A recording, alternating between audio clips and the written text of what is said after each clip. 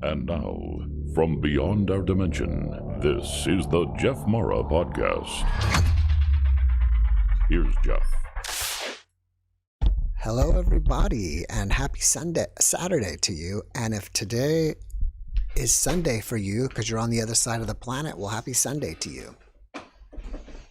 All right, so I hope you guys had a great week. Happy belated St. Patrick's Day to you, if you celebrate that. We were actually celebrating that today down on the San Antonio River on the Riverwalk. They waited till Saturday to have a parade, so maybe we'll pick up a picture of that on the JeffMara podcast Facebook page. So if you haven't liked that page, you can like it, and maybe we'll put the picture up either today or tomorrow. All right, let me adjust this, because this is a little bit off how I want to have it. And we've already got a couple people here, so that's great.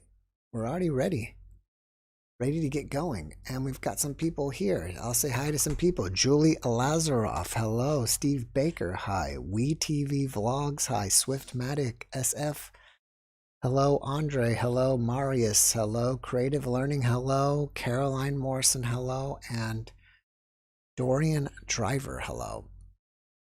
So let's see who is first. First is Nikki. Let's bring in Nikki.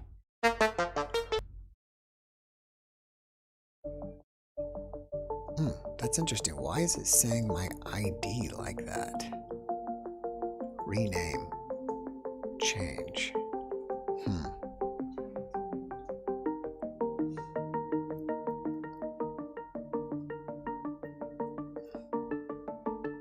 All right. I think Nikki is there audio-wise, but we don't have her there, her camera on yet. Okay, that's on. Let me see if I try inviting her. We're asking her to turn on her camera. All right, while we're waiting for Nikki, if you want to be on the show, if you want to be a guest, all you have to do is go to Zoom and click join a meeting. And then once you do, in the description below, it'll have the room ID and it'll have the passcode. So you just enter the room ID first, and then you'll enter the passcode. And then once you're there, you're there. It says Nikki's talking. Let me see. Nikki, I don't hear you. I think everything's set up right. I see up here it says you're talking, but I'm not hearing you. Maybe your mic's not turned on? I'm not really sure.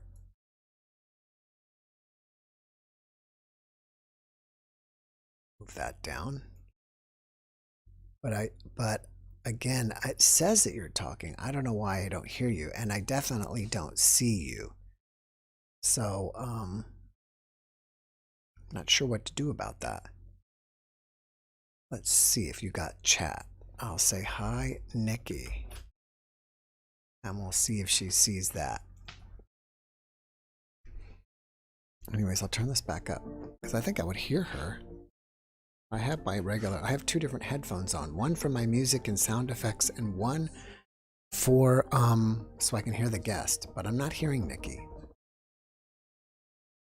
And I'm definitely not seeing her. What I'll maybe do, Nikki, is I'm going to put you back in the room, and I'll bring in Susie. So I'm not kicking you out. I'm just putting you back in the room, and then what we'll do is we will see if you got your camera working. All right. So I'll put in waiting room, and we'll bring Susie in, and now we'll find if I have a problem or not. Because if it doesn't work for Susie, then we know that I'm doing something wrong.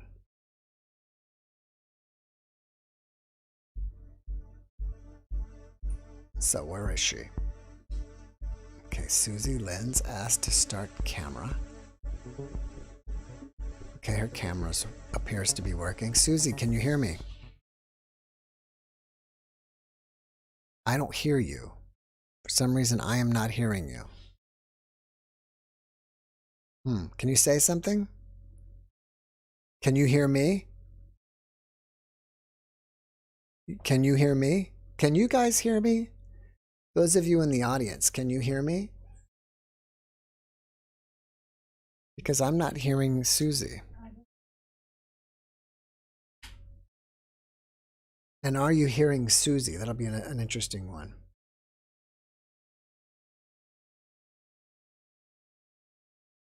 You can't hear Susie? So my wife is not hearing Susie either, and we didn't hear Nikki either. That's interesting that for 2 guests in a row, we didn't hear either of the guests. And they're saying they hear me. Do you guys hear Nikki? I can hear you. Yes, no. Minnie Rapunzel says no. Loud and clear, less Susie. We can hear you. No Susie. All right, let me check something else here. Test, test, test. Susie, can you talk? It says here's my volume control for Susie. And it's up like a normal level. So no Susie. No one's hearing Susie at all either. That's 2 guests in a row. What is going on? What is going on, folks? I did a podcast today. I recorded one about negative entities, and maybe the electronics are getting something's happened to them for these negative entities. I cannot hear you, Susie, and I couldn't hear Nikki either. The best I can do is, if I can't, I have to just start Zoom completely over. Let me see, join audio. And it says not here. Join audio button on the left, maybe. Let me see. I got you. Okay, you can hear me? Yes, that was on me. Oh, that was all on me. That was 8 minutes of me and not completing the audio. I need to like put a checklist before I start my live stream, because that way I won't skip something. Okay, no problem. So there was no dark entity. There was no dark entities attacking my podcast. It was just me making an error. I will admit that. Yeah, no problem.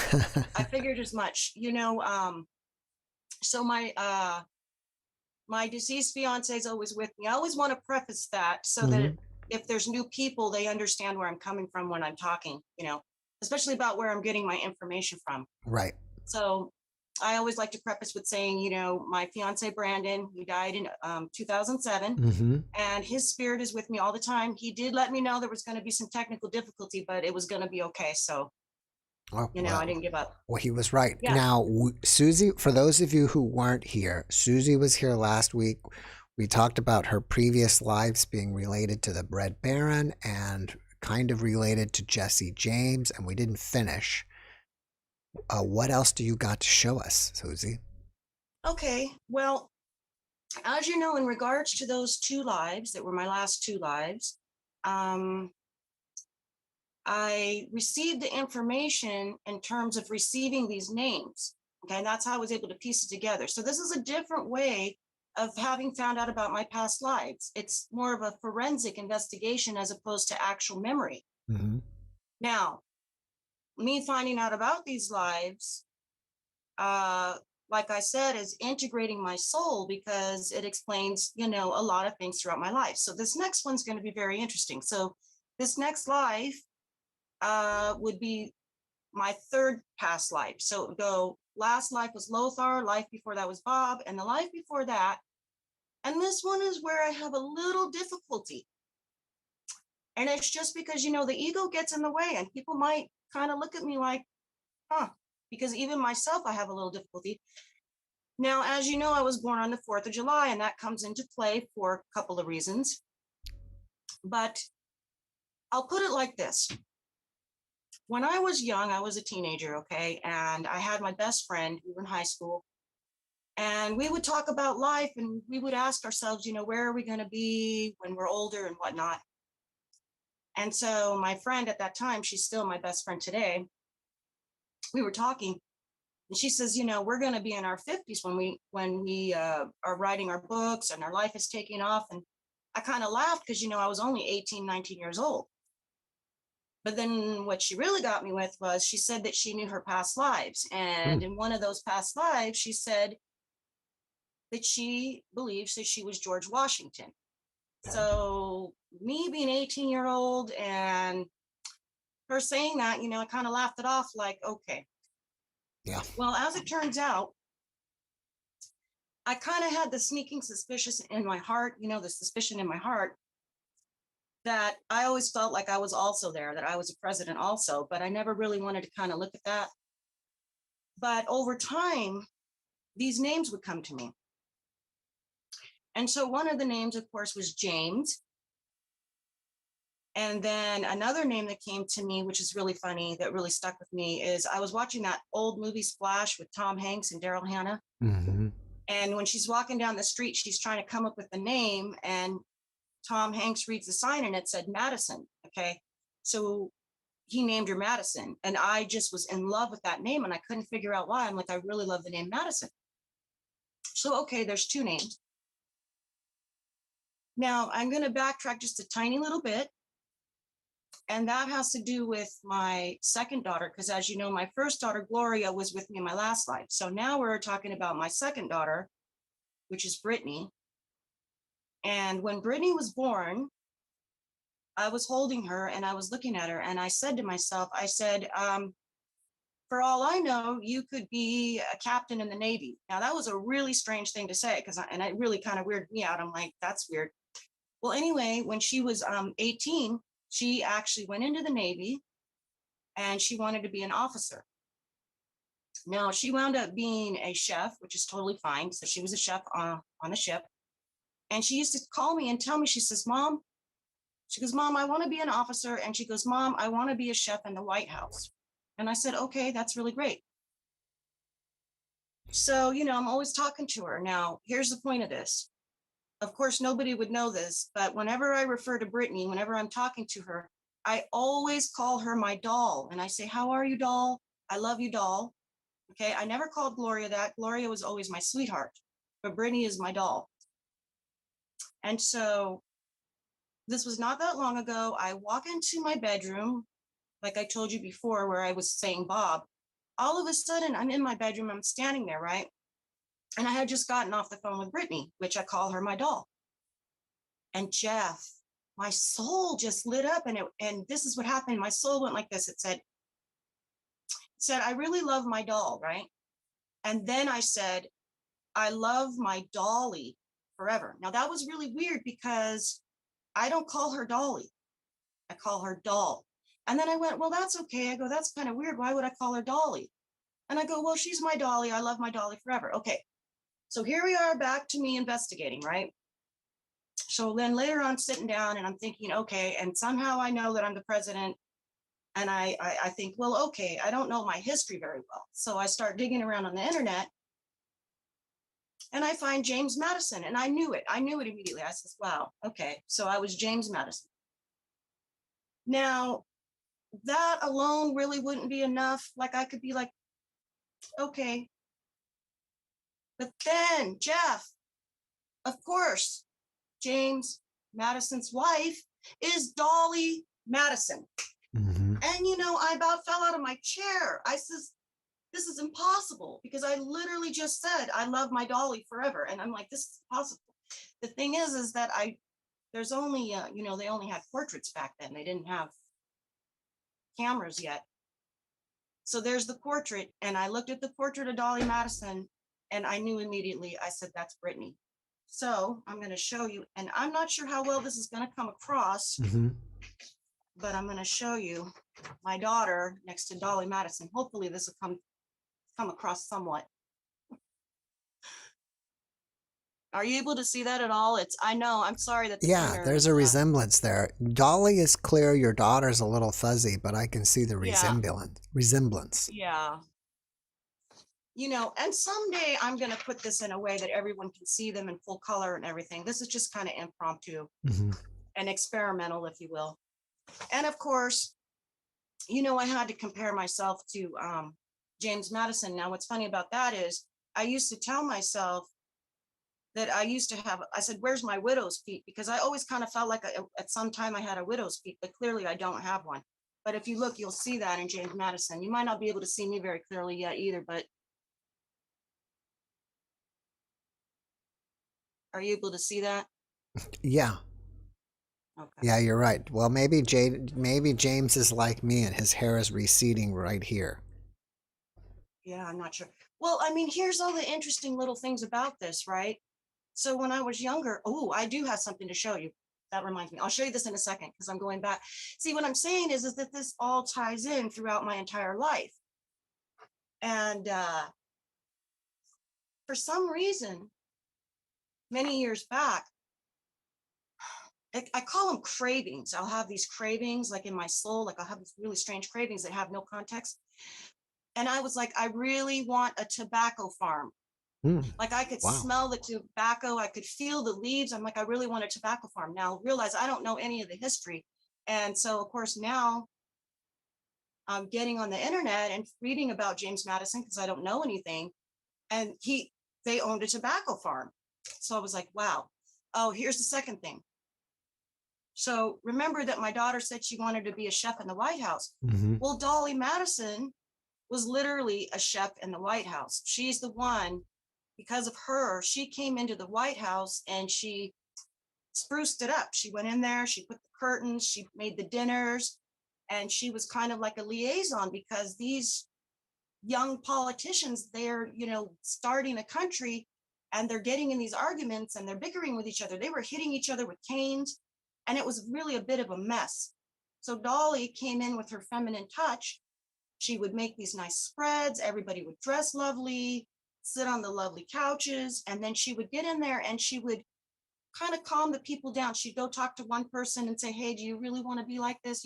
She was able to smooth it over between the people so they could communicate better instead of, hitting each other with canes and stuff like that. Hmm. Interesting. So I thought that was interesting. Yeah, I But didn't know that about her. yeah, it's really sweet. So I have a picture to show you. Now, this is what I was talking about, cravings. So when I was like 18 and 19, I had my first job. Okay. And my first paycheck was like $60 and I thought I was a millionaire. I mean, that was a lot of money. Okay. In the 90s, like $60 was a lot. And so this craving that I had was I wanted to buy a new outfit, but I had a very specific look in mind. And I don't know where that look came from. And it wasn't Halloween or anything like that. In fact, it was the middle of the springtime, but I went out, I had to have a specific shirt, a specific hat, a specific coat, a specific pair of boots. And believe me, it took me a while to create this ensemble for no reason. So I'm going to show you this picture. And this is me. I think I was like 19 in this picture. And it's okay if you can't really see me per se, but look what I'm wearing. Mm-hmm. Yeah. Okay. And if you look at that, and then, well, you're not going to really see it on James, but if you were to look closely, you would maybe see that James,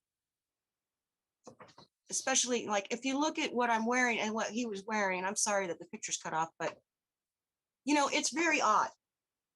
You And it had a was something liking that I for, did. I guess you had a liking for 18th century fashion.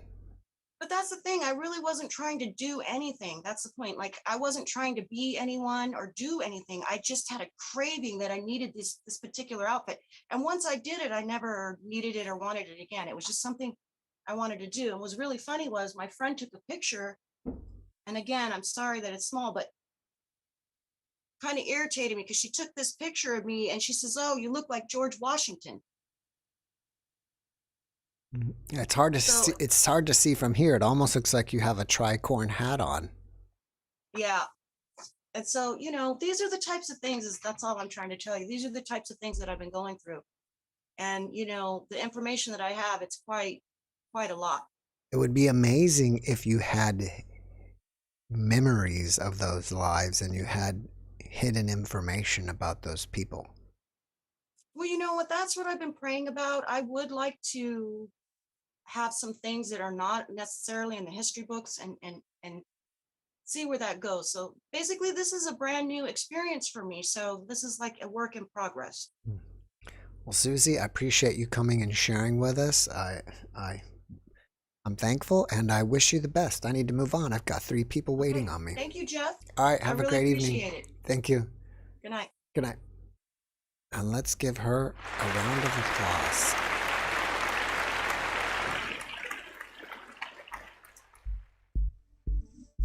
All right, so we put don't report. Now we should hear Nikki this time. And for those of you that are here, I want to let you know that Michael Suarez is here. He's coming up. He's the second, 2 more guests down the line, but he is the podcast that I just posted 2 days ago that is a dream interpreter. So if you think that you want to come on and join me and Michael, and if you have a dream written down or some type of dream and want your dream interpreted, this is your chance because Michael is here. 2 more guests down the line, but he... Nikki, can you hear me? 2 days ago. I can hear me. You say yes. Yes. Okay, so can you turn on your camera? What do you want us to turn down? Turn off the YouTube volume because it's kind of we're picking up the YouTube, so turn that off. You don't have to turn off the video, just turn off the volume on the YouTube. Well, I'm sorry. And then I'm clicking ask you to start your video camera. Do you have somewhere where you can turn on your video camera? There we go. All right, we made it. There you are. You don't have to turn off the video, just turn off the volume. So where were you? I'm there somewhere, but okay, find your YouTube. It's, you have windows on top of windows. So go find the YouTube video and mute that YouTube video. YouTube. Yeah. There we are. Yeah, mute the volume on that.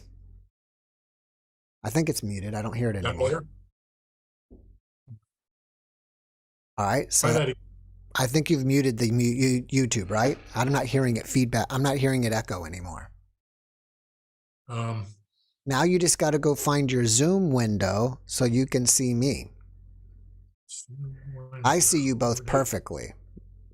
Well, where would the Zoom window be? Are you on a PC or Mac? PC. PC. I'm not the best on PCs.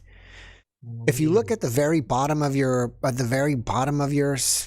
thing, is there something that looks like I don't know what you use, Google Chrome or Netscape, or there's a Zoom window. Is there something that says Zoom on the bottom of your screen? Oh, there it is right there. Click on that. Okay, I've got that. Now, do you see us? Yeah, we can see you, but we're still frozen. Okay, well, you don't worry about that. You're perfect on my end. What's that? I said you guys are perfect on my end. Don't worry about being frozen. Okay, right now I have a Zoom thing that says incorrect email password and all that, but that shouldn't have anything to do with it. That's the only Zoom button I had. Yeah, I would say don't worry. I mean, I know you can't see me, but we can see you guys perfectly. There we go. Gotcha. You got us? I think so, don't we? Yeah. All right. Hello, Nikki. Where are you zooming from? What a surprise. Where are you from? Surprise, Arizona? No, Visalia, California. Oh, Visalia. All right. Great. Where is that? Is that I'm trying to remember where Visalia. Antelope Valley? Yeah, the Central Valley between Fresno, California, and Bakersfield. Oh, okay, great. Are you guys swamped with water up there too and snow? Yeah, there's been some flooding going on. Okay. We're not involved. Well, I'm glad you're okay. What do you have to share with us this evening? What was that? I said, what kind of paranormal or supernatural story do you have to share with us? Pick one. Oh, pick one? You have too many. Well, somebody was wishing in the chat that have you had any UFO experience? we've had one visitation. Oh, tell us about it. Basically, it was during the lockdown, Mm-hmm. and I think it was 21 or 22. Yeah. And or 20. Okay, in 20, and I have a home-based business. Yeah. That works out of my garage.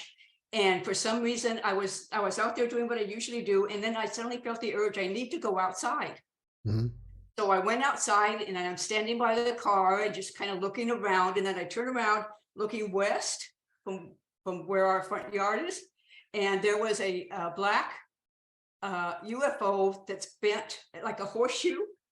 Boomerang anyway. Yeah, whatever we call it. I call it just a horseshoe. It looks like a black horseshoe bent. Was there any noise, or was it silent?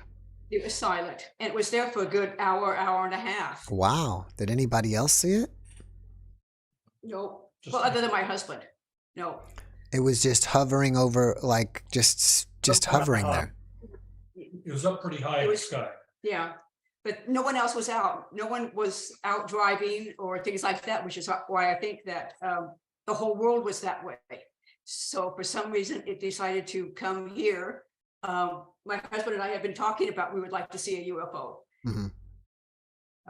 Do you feel that when you got the urge to go out and look, that it was calling to you? Yeah. Have you had some kind of NDE or spiritual awakening that perhaps you crossed the veil and now they can locate you? Yeah, all of that. All I don't of know that. how much time you have. I am a walk-in. Oh. How did that happen? The original soul that inhabited this body at 2 to 3 months old came down with, we think, maybe a blood disorder.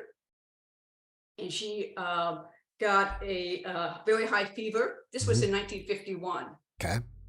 So she was rushed to the hospital, and the doctors were doing everything they could. They couldn't find out what was causing it or why they couldn't stop it or whatever it was.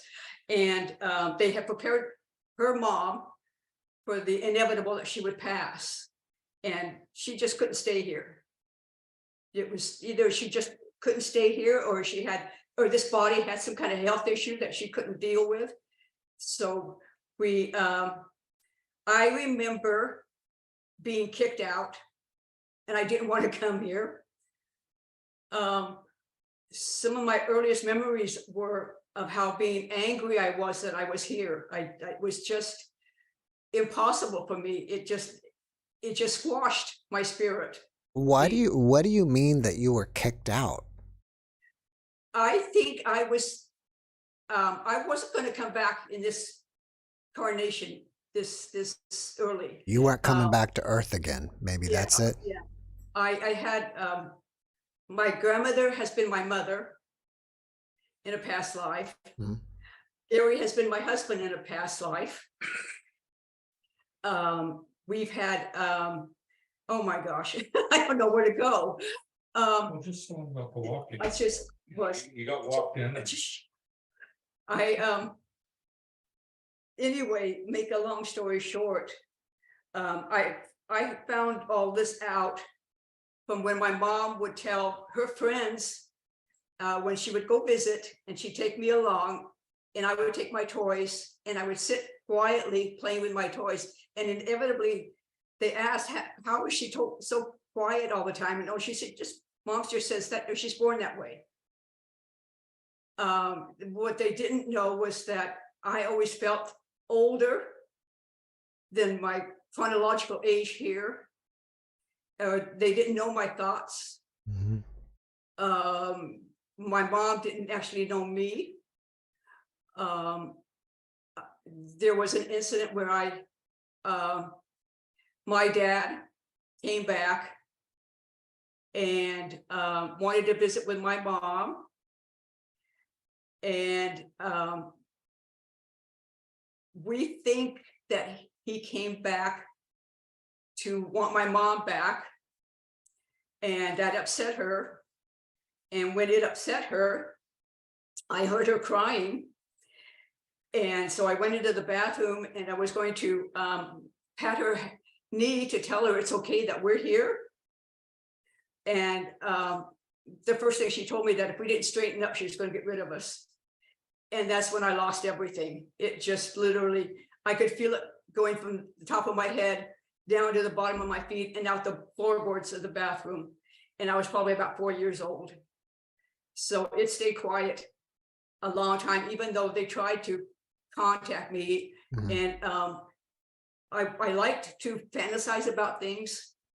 And I was looking at making, when I would go to bed, I would make my own castles in the sky. Is what we could do over on that side.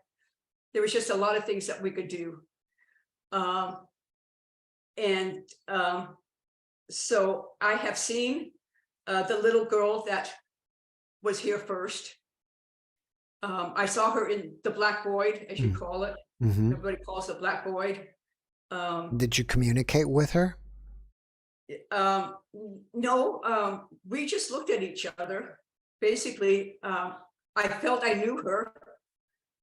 I knew that I think I knew that she was here before, and then she just didn't want to stay, or for whatever reason, and they kicked me out because I didn't want to come. But this body needed somebody. Mhm. And it's just there's so much, Jeff. There's just so much. I could tell you my whole life story, Wow. but there's a lot. Well, so do you feel like you've had a lifetime of, you know, of having a thin veil in your lifetime, and you have abilities like where you can cross the veil? Yeah. Oh, definitely. I am now, because again, this body has been threatened with disease. All right. My guides, I know Gary and I, or at least I know I had at least 2 of them, because I met them before. Mhm. I didn't know it at the time who they were, but they have started coming around. And they were just here. The most recent one was, I think, in January or February, when I came down with COVID again. And when I get COVID, I don't get the cold symptoms, I get the fatigue Mm. and the body aches. Mhm. So one morning I was sleeping, and Gary was at work, and I felt these beady eyes on me. And we have a cat that likes to do that to us, to get our attention. And so when I woke up and I rolled over, I saw him peeking around the corner of our bedroom. And I saw what he was wearing. And so I asked him, what did he want? And he didn't say anything. So I asked him, or I told him that he doesn't need to come and check on me, because I'm okay. And so with that, I just rolled back over and went right back to sleep. And then he came back. I don't know how long, maybe just a few minutes, maybe just a second. And I saw him again. And so I asked him, is there something you want? And he just stands there looking at me. And so I get a little bit angry and told him that you don't have to come around, because I'm okay. I figured that that's what he was checking on, because he has, when I was much younger, I could feel him. And I always knew that they were out there. I didn't know I had 3 of them, but I have 3 of them, 2 guides and a guardian angel. Now, if we get back to your UFO, now we've established a little bit of background. It was there. You guys watched it for about an hour. At And least then, an hour. and then what? Did it fly away, or did it just kind of like fade away? It just, we don't know, because Gary was walking in front of me. I was leaning against the car. Gary comes walking by me to go back in the house. And by the time he passes me, I look out to where it was, and it's gone. Yeah. So I think it's an interdimensional. Right. Yeah. Went out of I phase. think that's what it was. And he just faded back into his dimension.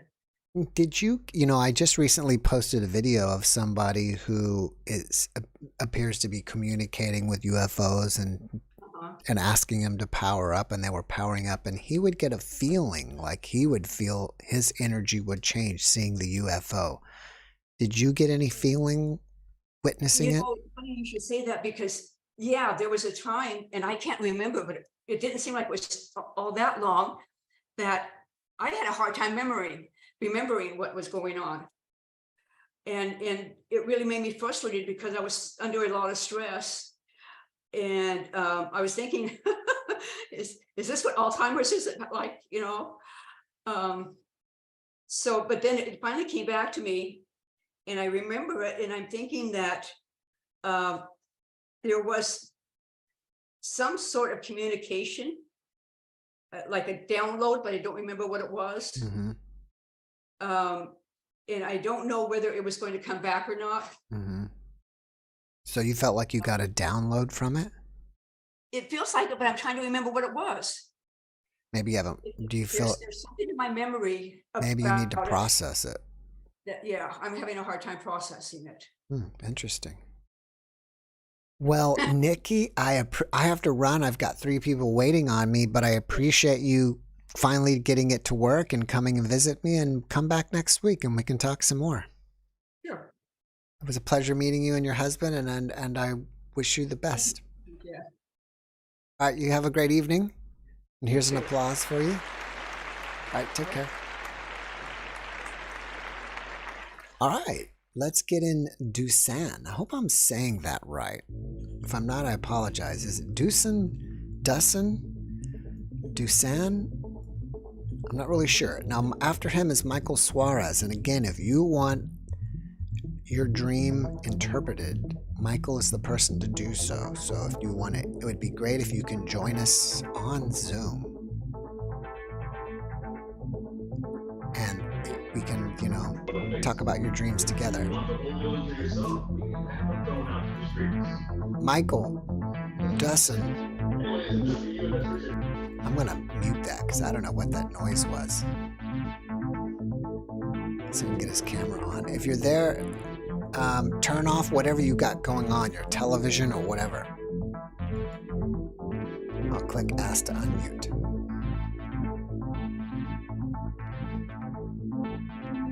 I'm going to say Ask to Start Video.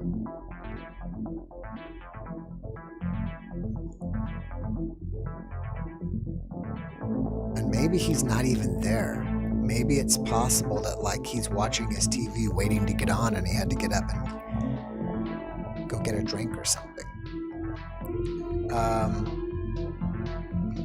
Let's see. I don't see him here. Let's do this then. Let's put him or her back in the waiting room. I'm not kicking you out. I'm putting you back in the waiting room, and we'll bring Michael on and see what's going on here.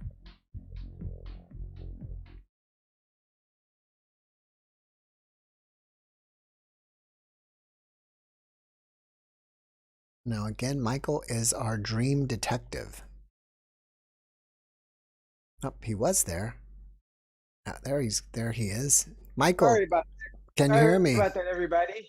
Yes, I can. Michael, welcome Sorry about back. that. Welcome back. I was saying he's the dream Thanks for having me detective. back. Now, I was trying to find somebody that we could get so you could actually do a live dream interpretation, but I'm not seeing anybody here. No one's come forward and said anything. If you want to type something in the chat, you can do that as well. Anyway, since while we're waiting on anybody, did you get a lot of contact after the video? Yes, I have. Oh, great. I had a whole bunch of people that came from the portfolio site, so I'm glad I did that. This was really the first time I started to get clients coming through there. I got a lot of people on Instagram just asking me appropriately short, asking me the general direction for them. So actually that's what I did. I got a whole bunch of comments. So basically, yeah, you definitely see the Oprah effect, as it were. Oh, great. One second. I did. Let me see this. Someone there, it says Angela Loggins, and I see that she's next. Angela, are you wanting to have your dream interpreted, or are you just next to talk about something else? So we'll wait for her to answer. It takes about 30 seconds or so because this has kind of got a delay on it. Okay. Now, someone asked in the chat, can I learn to be a dream interpreter? 100%. Let's get really clear on that. This is a gift in which, like the aim of it is, as when I talked about the book, it began. Oh, I'm going to share this gift, and it ended with the realization that we all have this gift gloriously within us. That we think in the language of imagination, and that language is ingenious. All right. So yes, in case I didn't make it super clear, yes, it's. I would go as far as to say it's our natural language. Our natural language is imagination. Once I tell you the meaning, you're like, oh, of course, amaze means this, or a famous person means this. It is intuitive to our inner nature. All right. Well, we don't have any takers. I thought somebody would want their dream interpreting, but I'm surprising. I do have Jeff, somebody that sent me a dream. All right, let's analyze it. Let's analyze it. This was actually, this person, by the way, told me that they saw me on the podcast, so I thought it would be fun. Oh, great. To kind of answer them. They also said, they began by saying something about noting the question about recurring dreams. Okay. Right? Yeah. So we dealt with that a little bit, but I'll deal with it clearly or quickly and say, absolutely, people should understand that a recurring dream is a dream that is trying to send them a message. You can think of it like that, or you can simply think of it as a symptom or an indicator of mental health, right? Like when we talked about last time, I talked about the person who had all the dreams where they wanted to go home, right? And I was like, what do you associate with the home that's in all these different dreams? And they were like, safety, right? So fundamentally, we were seeing what was going on. Now, this again is a pretty short one, and yet it's very clear. It's a fun one. So it says, I dreamt that I approached a famous person and I took out my phone to take a pic together. But I can't take the picture because my phone doesn't work. The celebrity leaves and I'm disappointed. Interesting. And this person said that they dream this a lot. Okay. Now, as I explained before, Jeff, and everybody in the audience, of course, absolutely, you can become a dream interpreter. Your children can become dream interpreters and sharpen our imaginative faculties by what we're about to do. Because notice, once I explain it to you, you will see it crystal clear. So I'm going to do a little bit of a spoiler and tell you that this dream is about somebody wanting an opportunity, right? And they're chasing after the opportunity and they're scared they're not going to be ready when the opportunity comes. If I am telling the truth, it should be, I shouldn't have to convince you of anything. I should be able to do it just by referring to this. So I dreamt that I approached. Now, again, this means they're going after it. A famous person, a celebrity. So here's the easy one, the center of this dream. If you were walking down the street and you see a celebrity, right? Let's say you're like, hey, that's the dream detective, Michael Suarez, right? And you're like, you want to take a picture, or better yet, JeffMara, right? Now, if I see Jeff on the train or something, what do I want? I'm going to be like, this is an opportunity that's rare, right? This is an opportunity that's rare and I don't want to miss it, right? That's essentially the feeling we get. That's the energy that's being described in this dream. This person wants to make sure they get their opportunity. They're chasing after their opportunity. But when they take out the tool or the method that they will use to actually capitalize on the opportunity, they feel like they're not ready because the phone doesn't work. This is why the celebrity leaves, the celebrated one, and they end up being disappointed. Does that make sense? Yeah. Is there any questions that you can think, Jeff? No, it makes complete sense. When I shared this with the dreamer, which is what I love, the dreamer was like, oh my God, yes. Like that's it. And then again, what is happening when we're doing this? What is happening? This is a sacred process. And I'm so grateful to be able to do this, where we have these emotions, these energies going on inside of us. And then when we go into the sleep realm, our greater intelligence comes and processes it into this symbological language. Let me ask you this. I've had a few dreams where I dreamed that I went somewhere. And I dreamed it enough where one morning I woke up and I couldn't even tell the difference, I felt like, whether I had really been there or not, because my dreams were so vivid of me going there. I started to believe that I have actually been there. What do you think? I didn't journal it, and I can't give you any more information beyond that.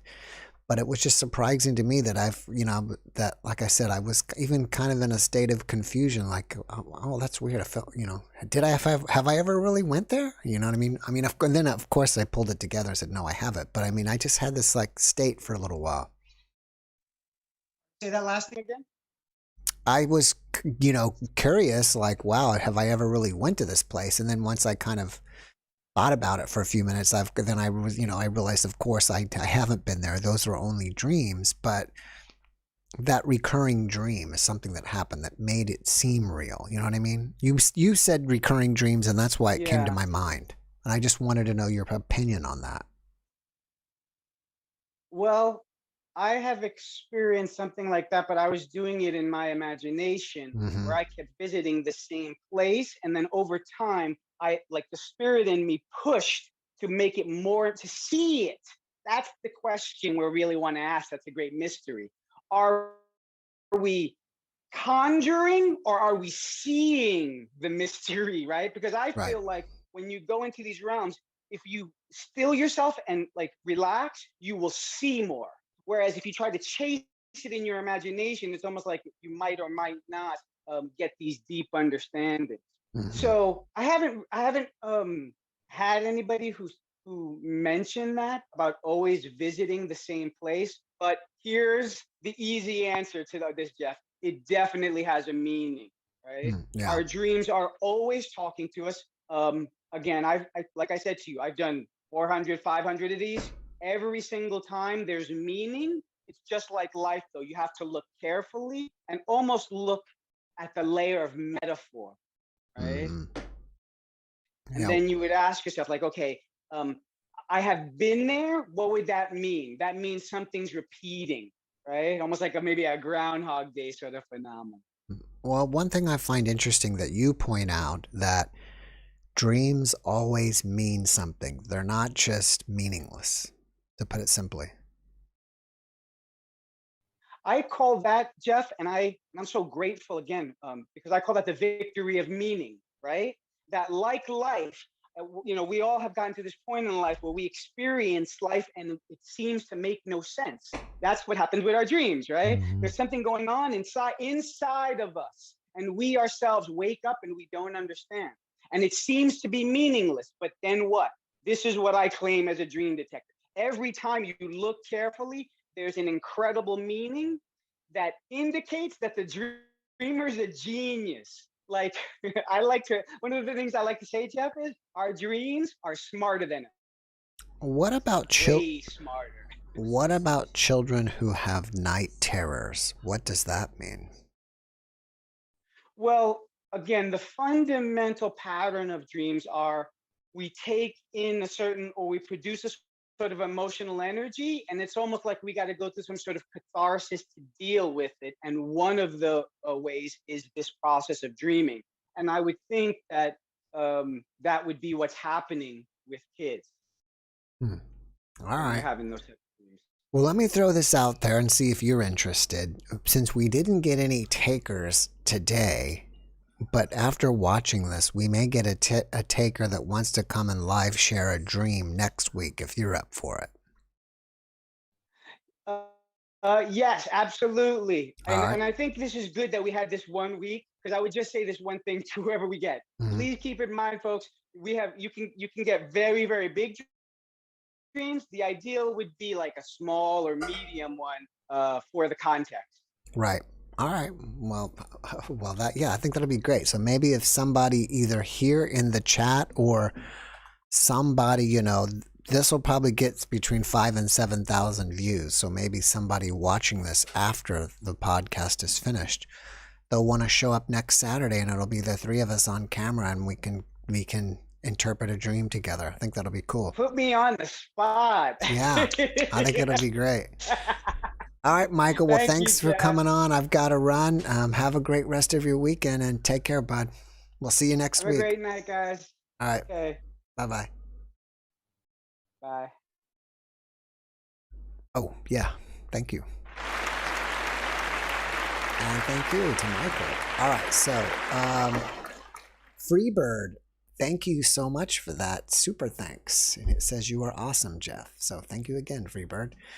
Let's see if we can get, well, I think we lost one of them. There was somebody we were trying to get on. So next is Angela. Let's bring Angela on.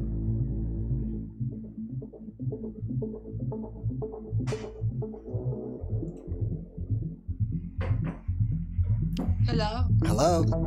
Hello, can you hear me? I can hear you. I almost can see you. Right now we're in the black void together, but we're waiting to see you. See me. Your camera is black. Oh. There you are. Yeah. Hi, Jeff. My name is Angela Loggins. I have a functional neurological disorder. It's recently diagnosed with it. Mm-hmm. I had the shingle shot in October of 2021 and passed out, hit my head, had to get blood transfusions. And so now I'm going on disability. Yeah. But you know what? I can still understand you perfectly fine. Okay. So we'll be good. Now, where are you zooming from? I'm in Pflugerville, Texas. Oh, you're down the street from me. Yeah, I would like to meet you in person. Well, maybe one day our paths will cross. Yeah, you and your wife, that would be great. Thank you. So what kind of a paranormal experience have you had? So, well, let me just tell you, before I had shingle shot, I was an insurance agent that managed a book of business over $2 million. Wow. With the team that I was on. So, and I have a master's degree. Oh, wow, that's awesome. I have a patent also that I'm trying to get manufactured. Oh, really? Yeah. What did you patent? Or we got to keep quiet about it till you get the patent? No, I have the patent. You can Google it. It's on Google Patents. It's called Clean Screen Air Filtration System. Do you understand what Clean screen air filtration systems, right? Yeah. I mean, that's something for your air conditioner, or like a separate, or is it like a separate little box? It's an external air filter that fits on the register coming out of the wall. Wow. So it has a magnet on the backside of the frame that will fit to porous material. The filter slides in.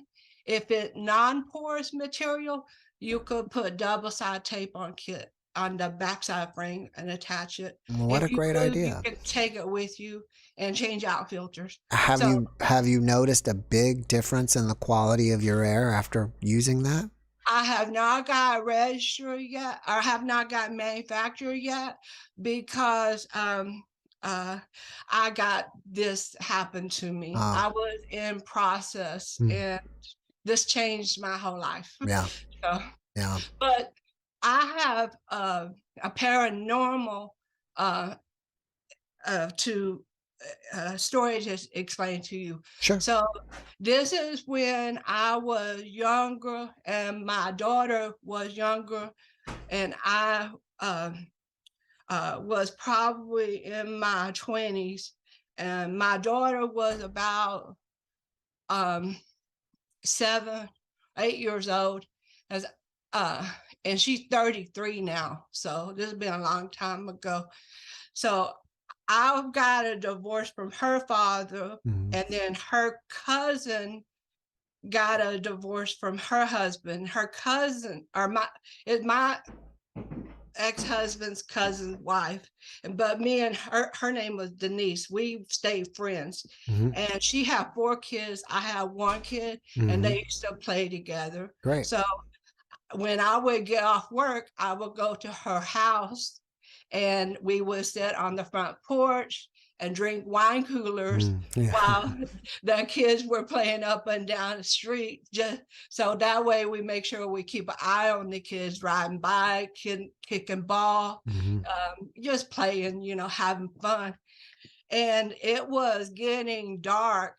We lived in Lubbock, Texas at the Mhm. time, and it was getting dark. The sun was going down, and it had already got just barely dark. And I was sitting next to Denise, and all of a sudden, I saw this spirit floating down the street. It, you know how tall trees are? It Mhm. was right at the top of the tree line, the very top of the tree. And it was floating, and it turned and looked at me as it was going down the street. And I said, Denise, do you see that ghost going down the street? And she said, no. I said, it's a ghost. Somebody down the street is going to die. And she said, she goes, you're shitting me, is what she. So she told me that, and She told you you had one too many wine coolers. yeah. So she thought I was just pulling her leg, and so I said, no, seriously, I see it. You don't see it? She's like, no, I do not see it. So Now wait, before you carry on, what did it look like? so it was kind of like a cloud, kind of. It had. Was it white or dark? No, it's kind of see-through, but kind of white, but see-through. Um, so it kind of looked like this. Hold on, let me see if I can draw for you. Like a transparent white foggy cloud, maybe? Yeah. But you could make out a face, right? Yeah, this is gonna look funny, but Mm-hmm. sort of like so it kind of you could see the face, because the face turned and looked at me, but it was tapered off at the end. So Do you feel like the ghost was trying to communicate with you, or it didn't know no, that you recognized it? it knew I recognized it. Yeah, because it looked at me when I look at it. Mm. And when I started talking to Denise and told her about it, she did not see it, but I saw it. Mm-hmm. And when I said, Denise, do you see it? That's when it turned and looked at me. So it heard me tell her. Mm. And so it went down the street. And so we stayed out there for a while, drinking more wine coolers. And then it got late, and then we went home. The next day I had to get up and go to work. So did she. And she called me on the phone. She said, Angie, you were right. The lady down the street passed away. Wow. So it was the angel of death, I think. Do you feel that that ghost communicated that to you, or it just came to you like a download? That information that someone's going to die. No, I just knew it inside my head. Maybe like a download. Then you just knew it. I don't know, but I know it was the angel of death. Well, I don't know if you are aware of my catalog of videos, but I've had a few people say that they've encountered the angel of death during their NDE, and they actually said that the angel of death, or if you want to call it the Grim Reaper, was actually a pretty cool being. Yeah, I think so too, because there was no bad energy with it. It did not, it just had an energy with it that was just to help cross the other person over, to Yeah. cross their energy over. Yeah, just meeting the person to help them Yeah. across. Yeah, and I've had other things happen to me also, but if you don't have time, then we We'll can come do it. back. We'll come Yeah, back. I would like to do a dream. Well, it's not a real elaborate dream or anything with the dream interpreter next week. Well, But we'll come back. Well, he'll be yeah, here. okay. All right. Well, thank you so much for joining us. I You're appreciate you, welcome. Angela. You're And welcome. have a great rest of your weekend. And let's make a plan to see each other, meet up with each other All one right. time. All That'd right. be nice. Yeah, that'd be great. Okay, All bye. right. Take care. Oh, she's gone. There she goes. Yeah, I am. All right. Next is Maya Zahira. Now, I actually recorded a podcast with Maya today, and you guys are going to enjoy this podcast when you see it. I'm planning on posting it on Tuesday evening. Tuesday evening. And we were talking about false light entities, psychic attacks, and more. Okay. Maya. Hi. Hi, welcome back. Good to see you again. I don't know. Great. This is interesting how this works because it was way behind. You're still on the previous guest. Right. Yeah. It's like on about my computer. Right. Yeah. The YouTube hears it about 30 seconds to a minute later. It's like a little bit of a delay. I wish I had a dump button too, like the radio, because sometimes people come on and do crazy stuff and I can't dump them. I can't dump it. It still gets broadcasted. All I can do is kick them out of the room.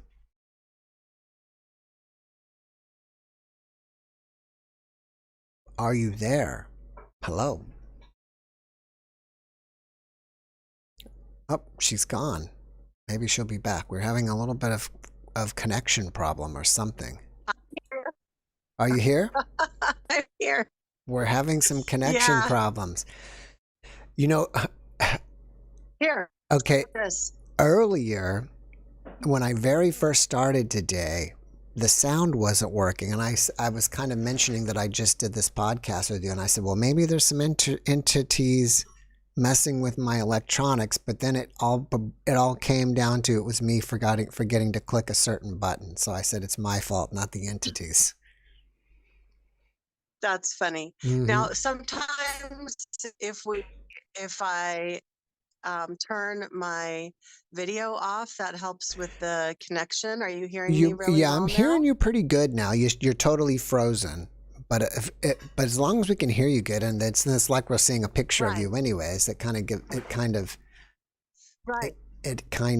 people will get an idea of who you are. Yeah, I actually turned my video off. Okay. So you should be just seeing my photo. All right. So I was trying to tell everybody what we talked about, and about how we were talking about, false light entities, psychic attacks, and other stuff. Since we met earlier today, is there anything else that you can share with the audience that we didn't talk about earlier? Yeah, so I have, I don't know if our connection is any good today. I think today just might not be a good connection day because I've popped off several times. I hear you. Darn it. I think I hear you okay. Okay. Yeah, okay, great. Let's see if it works now. Yeah, for some reason, our, it's just not playing well together today. I'm not sure why. So thanks for having me on. Hi to everybody. I had a really fun time this morning. Jeff interviewed me, and we talked about all sorts of stuff. And I think that's going to be probably up on Tuesday. Jeff, I saw someone asked a question about the difference between guardian angels and guides. Okay, yeah. What is the difference? Would you like me to talk about that? I think that's a great question. Yes.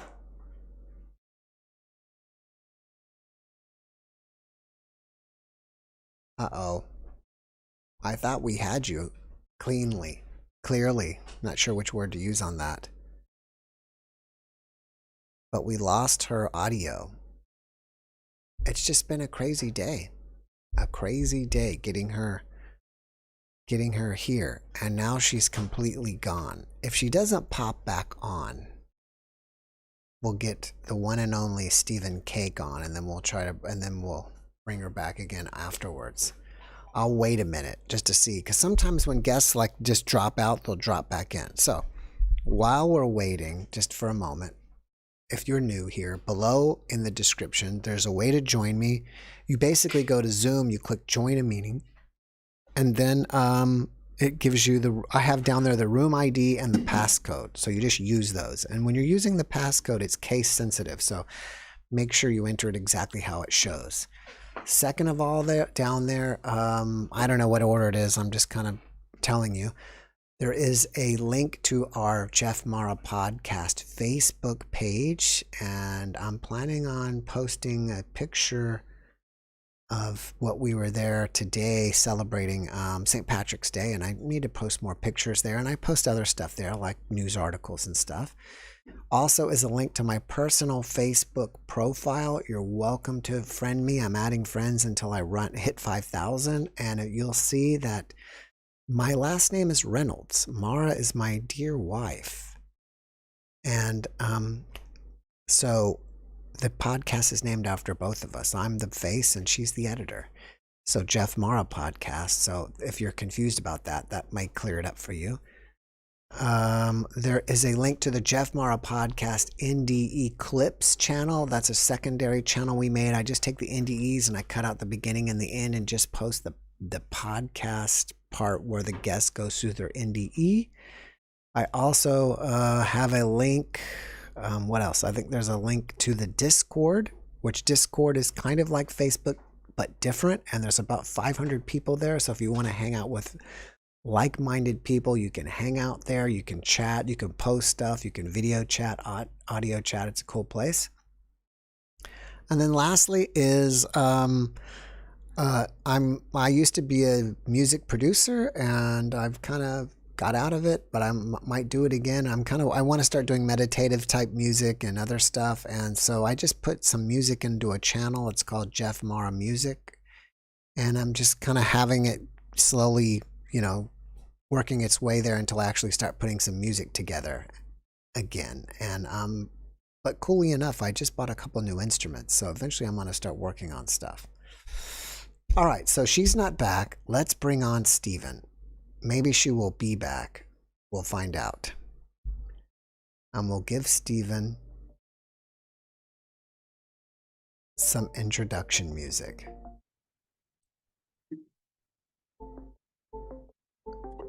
There he is. Well, hello, everyone. Hello. Hello there, darling. Oh, hey, how are you? Welcome, Stephen. How are you today? Let's channel Robin Williams. Oh, hey, I'm having a lot of fun up in heaven. Ooh. Yes. How have you been this week? Well, I say it's hard for me. I'm struggling, and so I make videos where I do walk and talk videos. Yeah, that's great. The last one I did, God would not let me speak. I was like, God, can you let me speak? No, we will not let you speak. Sounds like a Queen song. That's what it was. I was like, put me on a stage or give me Broadway. Just give me something, way, please. It's like, just goes on and on like that. So how are your walk and talk videos doing? Are they picking up traction? Well, looks like I got about 40 views. All right. But if I feel like I make I go like, this video is so stupid, and it'll get 1,000 views, like a short video. Like the shorts just will pick up. Like I did, it's a me, a Super Mario, and I did a little juggling. I said, oh, Luigi can't hang with this. Here we go. Well, and like that got 1,000 views. That's awesome. Wow. Well, you found your audience. People will ask me about YouTube videos and stuff, and I usually say just put up all kinds of videos, and when something works, you found your audience. So Yeah, your 'cause you've made audience is like how many Super videos have you Mario. made? Maybe you You've should made do a lot. maybe you should do 15-second short impressions. I was doing 1 minute ones, and then occasionally one will get picked up by the algorithm, and that'll get 1,000 views. That's But it's like awesome. the algorithm's got to pick it up. Well, keep working at it, brother. Just Then I play just guitar. Can I play a little guitar right now, or is that going to be fine? Oh yeah, of course. Yeah. That'd be cool.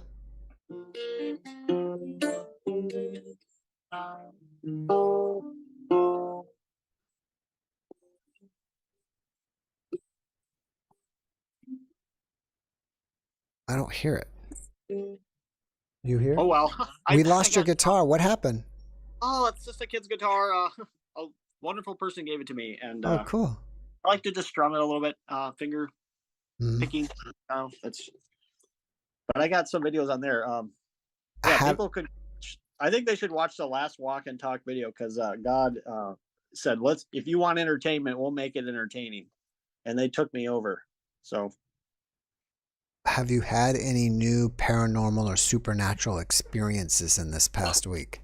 Yeah, all the time. Or every Oh yeah. When I lay down, I feel like someone with me, and they're pressing on me. They help me dance. They'll move my body. Like I say, like at first they would just start moving my arm, like I would just be standing here.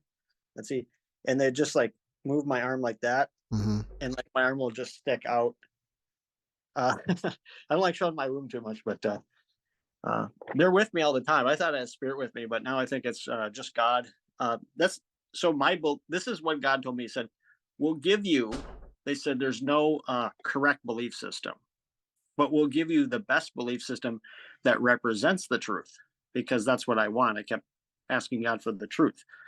So now I interpret everything that if someone says they saw a spirit, I go, God did that, because they gave me a mind interface, so I could see things.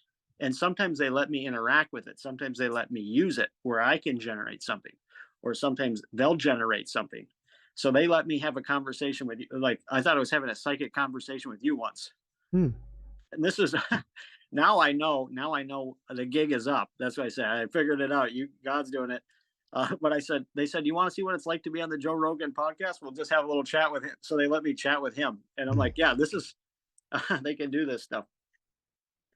But you had a guest that would talk about dreams. And so I believe that God is giving us dreams. And so, yeah, God changed my dreams, and they give me interpretations too. When I wake up, they wake me up. They can keep my eyes closed. I made a video called God Shocks Me, because they can shock my body, and they can keep my eyes closed. And I'm like, can I open them? And they're like, nope. I'm like, please let me open, eyes open. And okay, they've got them locked closed right now. Open, eyes open. All right, we might as well do some God channeling. All right, God, we need you to speak through Steve here. Gotta speak through him. Crikey, he's a big log, isn't he? He's a big log looking for some big log. Oh, they let me open them now. Yeah, they wake me up in the morning and say, would you like to go to church? But they give me dreams, and they will interpret them if I want. But it's they usually say your dreams aren't that interesting. They said they're So you're saying that your dreams aren't trying to tell you something? Oh, they're kind of relating our beliefs back to us.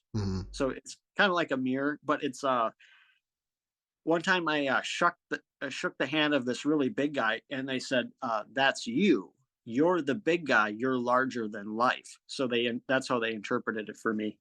Or I had one with friends and they said, you wish that you were going through this. I called it the enlightenment experience with your friends, where you get psychic powers and like all this stuff I never even knew was even possible. And that started September, but they changed my dreams before that, because I started getting these really vivid dreams. Do you think that there are a lot of demons out there? Well, see, on my belief system, there's let's say a Christianity belief system, there's angels and demons. There's like the good guys and the bad guys. On like every belief system, there's like a good side and a bad side. Mhm. And it's Dualism. so funny. It was so funny because God's, in my mind, I say God plays both sides of the field. So what they do is they show up as a coach holding a football player by the mask and saying, "You got to get out there and play both sides of that field." And it's like they know it's funny for me. And then I said, belief systems have holes, and then they showed me a picture of a guy looking through a hole, going, "Yeah, there's a hole right there." Yeah. I So they know what's funny. was watching one of your videos and I was enjoying it. It was a juggling video, but I can't remember the song. But it was a great song you were playing. It was either a pop song or a techno song. Do you know what I'm talking about? Was it the a recent one, like "Hung Up on You" by Madonna? I think that was. Yeah, that was it. Yeah. Yeah, I'll try to make another. Like I was like dropping the balls. I'm like, that's good enough. It's like I don't. Who cares? Well, if you guys don't know it already, Steven has his own YouTube channel. It's called Steven Cake, right? Yeah. You can find it there. He does juggling videos. He does walking with God videos. He does impersonations. He does. Did you do magic too or no? We do the best impersonations here, folks. We do the number one. We got number one podcast, JeffMara. We love them, folks. I saw in the news. I saw in the news that something about it looked like Trump's going to be indicted on Monday or Tuesday. Yeah, and then I did as a joke because I kept hearing on the radio like they'd say like, "Oh, St. Patrick Day facts." Oh. So I did a spoof St. Patrick Day, and God kind of like started messing with me during it. So it's like, "Hello there, right? We're gonna do some St. Patrick's Day facts here for you. He found a snake once in Ireland. Isn't that amazing? It's like it was all made up, just kind of like a joke." You don't have a leprechaun impression? We don't have a leprechaun here either. We're looking around. Where is he? Where is he? Where's that leprechaun? See, when people say they saw something, I believe them because, man, I've seen stuff too. It's like when I was a little kid, I saw something like it looked like cartoon eyes in a dark tunnel, and I was like, that is weird, like cartoon type eyes. Yeah. When I was like 4 years old. Yeah, that is weird. Now I think it's God and doing the mind interface. That's what I think it is. Yeah. Well, so Steve, what?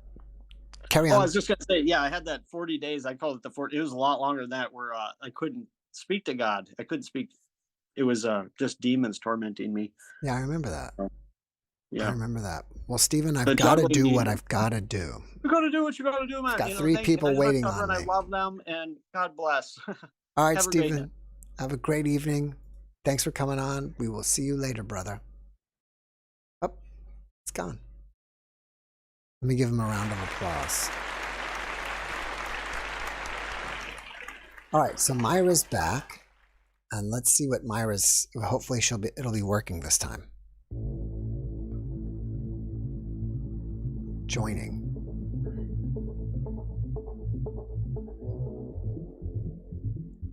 And she's.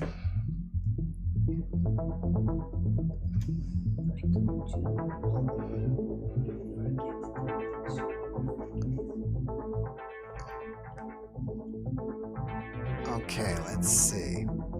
Hopefully, it'll come in smoothly. We're halfway there. All right, so while we're waiting on her, tomorrow I have an NDE for you guys. So Monday night, tomorrow night's Sunday night. Sunday night is an NDE for you guys.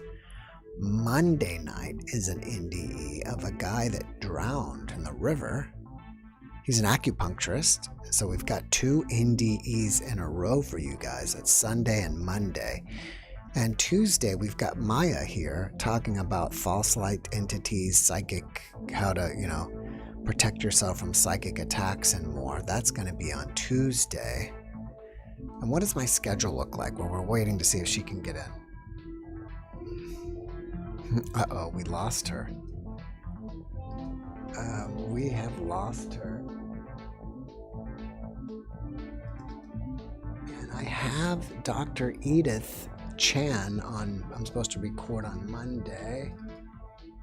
And Purnima Sinha from India, I believe. I don't know, actually she lives in the US on Tuesday, and a bunch of different people. All right, let's bring Leslie in because we are not able to get Maya in for some reason. It's just been not a good day. So let's see. I don't know if I put on Leslie's keyboard or Leslie's face cam. We'll see.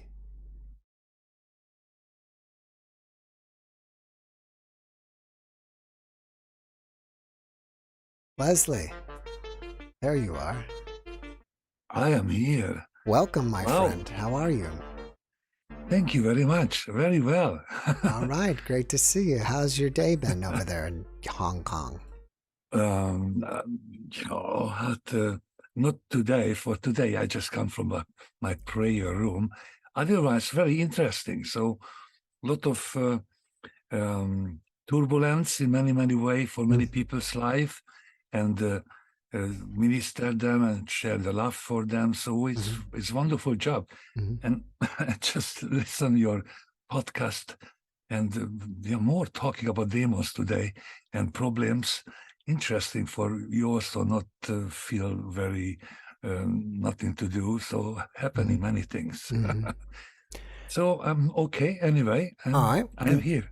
Now, are a lot of, for those of you that are here, after the podcast, I tell everybody to go to Leslie's YouTube channel. And if you want to still hang out and chat together and listen to music, because Leslie plays, he continues going. And I'm assuming you're going to do it again tonight, Leslie? Yes, definitely. After direct your So right after we finish, you can go to Leslie's YouTube channel. And I'm assuming you'll leave a link in the chat.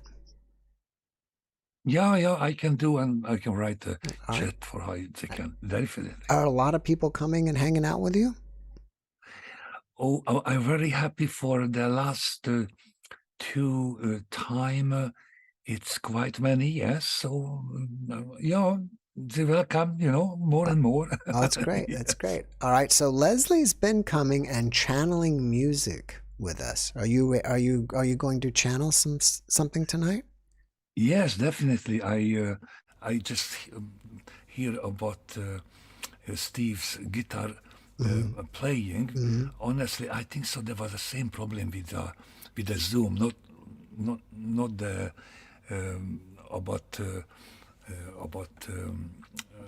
his guitar playing. He did very well, but the Zoom had need this very special setup, music setup. So I also changed. Otherwise, the music.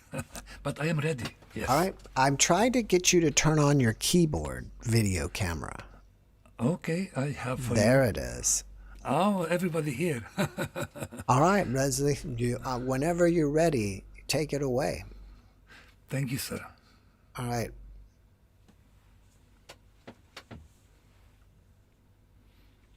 So everybody Well, knows. play a few notes just to make sure that we can hear it. Yeah, we got it. All right, great. So everybody knows, so this is an improvisation. This is downloading from my heart, for I already downloaded the Lord's Spirit, and I just by faith playing for you right now from my heart to every heart the music. I don't know what. I don't involve myself. I just follow the flow. So enjoy.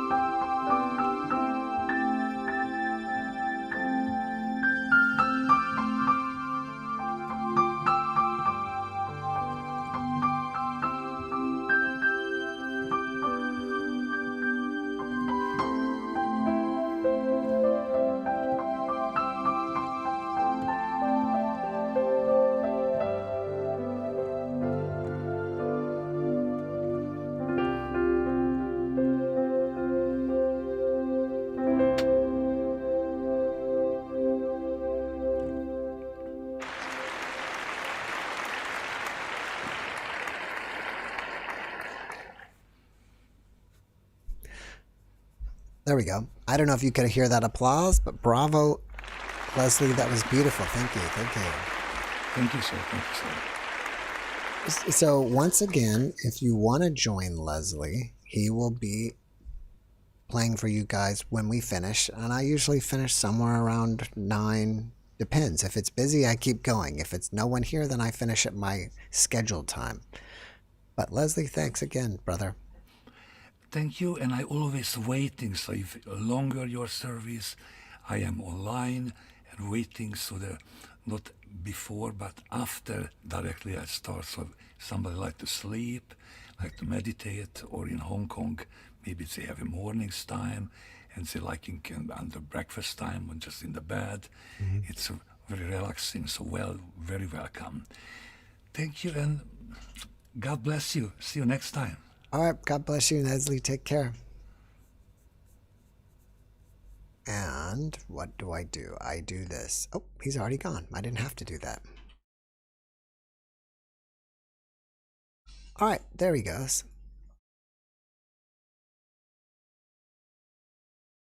The which one? Yeah, I did. We'll do it again. We'll give him one more round of applause. Okay, so we've got about 25 minutes, and I don't think we have anybody waiting in line to get in. So if you want to get in and join us, we have a little bit of time left. And again, to join me, it's you go to Zoom, and then you click join a meeting, and then below, in the description in the bottom of the video, you'll see the room ID. I think that's what they call it, room ID. And then you will also see the password. So you just enter those two things and it'll put you right up in here, this little thing which I always pop up, which shows who's waiting for me right over here. And then you'll be there and we'll bring you in. It's just that easy. It's very simple. So let's see what else has been going on this week that I can share with you guys while we're waiting. Let me see, I'm running on 2 mouses here, and I already mentioned that I have had, I have 3 podcasts queued up for you. I don't know if I got to the rest of the week or not.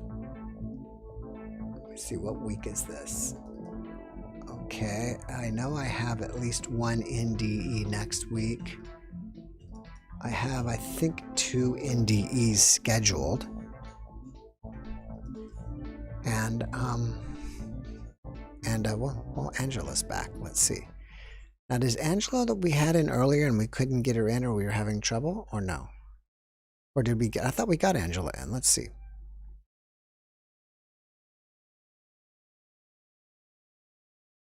I'll keep my music going.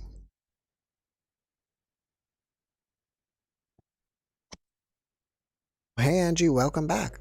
Hey, I was like, nobody else wanted to join, so I thought maybe I'd tell you another. Why not? story. Why not? So this one was when I was a kid. I was raised in foster care, and I moved around from foster home to foster home. And then when you become a teenager, they want younger kids. So Yeah. So they put me in a group home. And Must have been tough. Yeah, it was. But it's part of life lessons.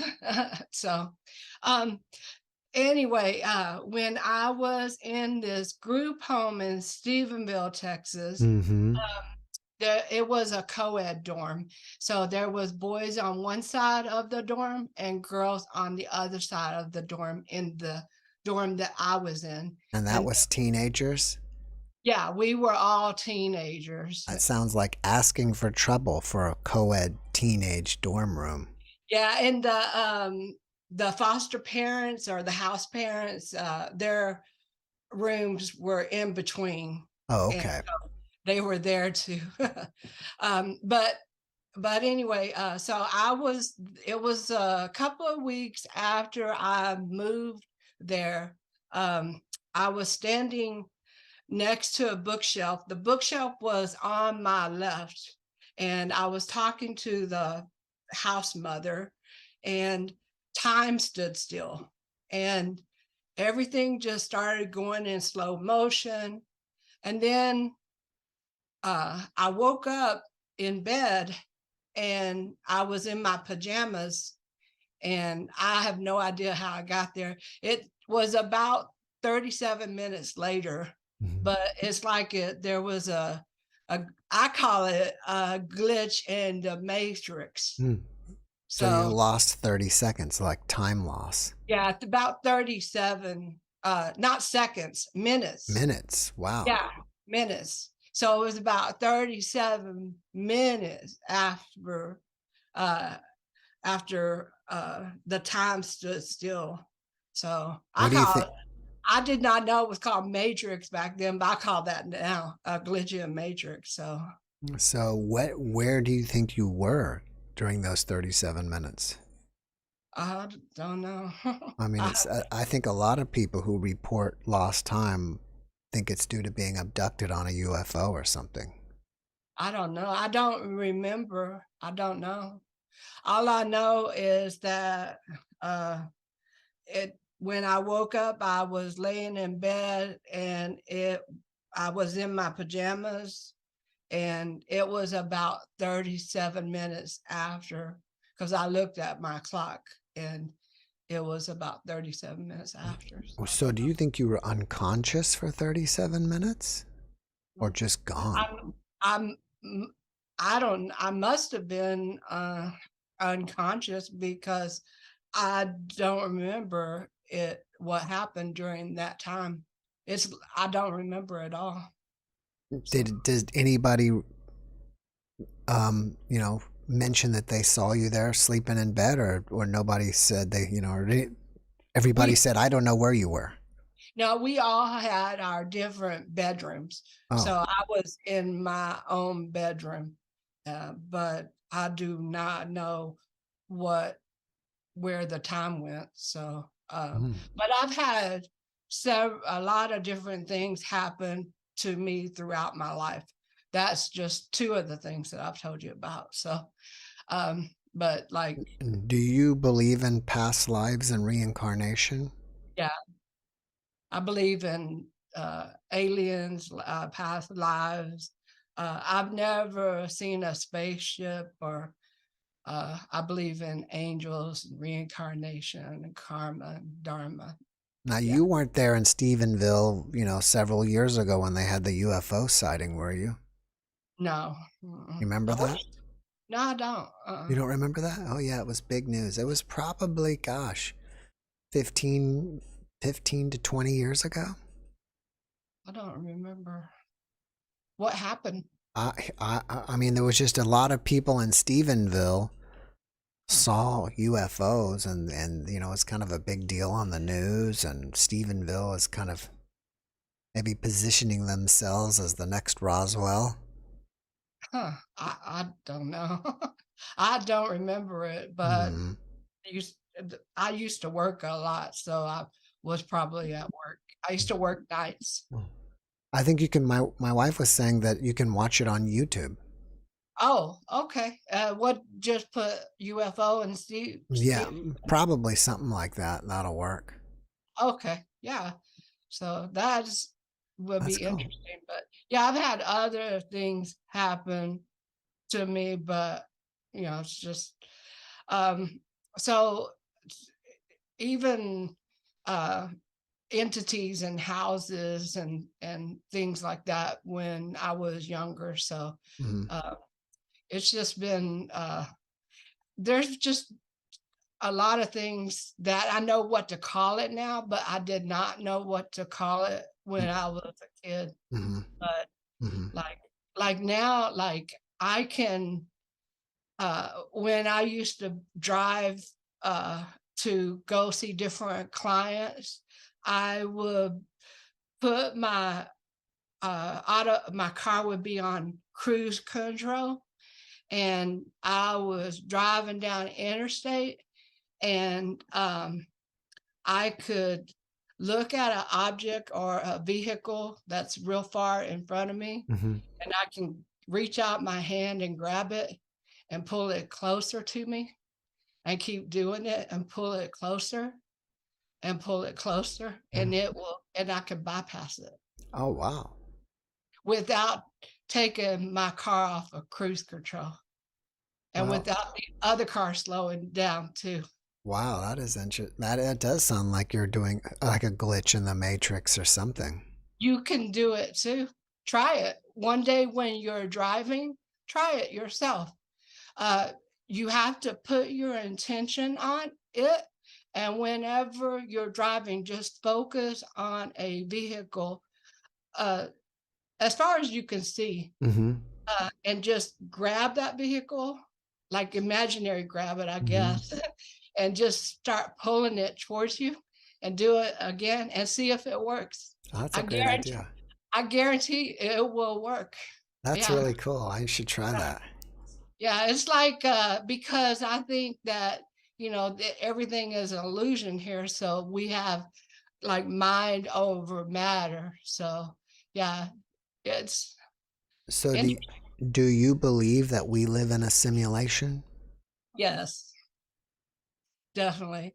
That's one of I have been on a journey since all of this happened to me with the functional neurological disorder. I've been on a journey to soul searching and trying to figure out what my purpose in life is. And so I've been watching different channels and I came across yours and I love yours. Oh, by thank the you. way. You have the best interviews and you have very thoughtful questions. They're thank you. very in depth and creative, and it lets you know that you're actually listening. Well, thank you. Yeah, and so I don't know if your wife helps you or not. No, she's usually not. She is usually not with me when she's when I'm recording. She's usually doing she's some. not? No, she's just the editor. I'm usually by myself recording.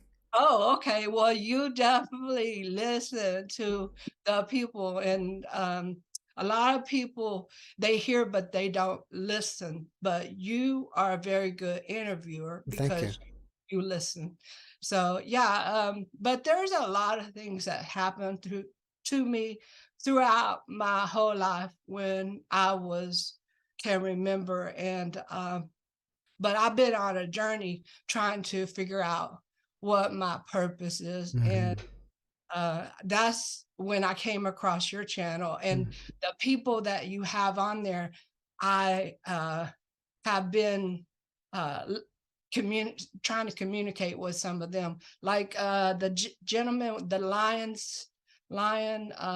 what's it called? Solar Lion. Oh yeah, Seth. I booked a reading with him. Oh wow.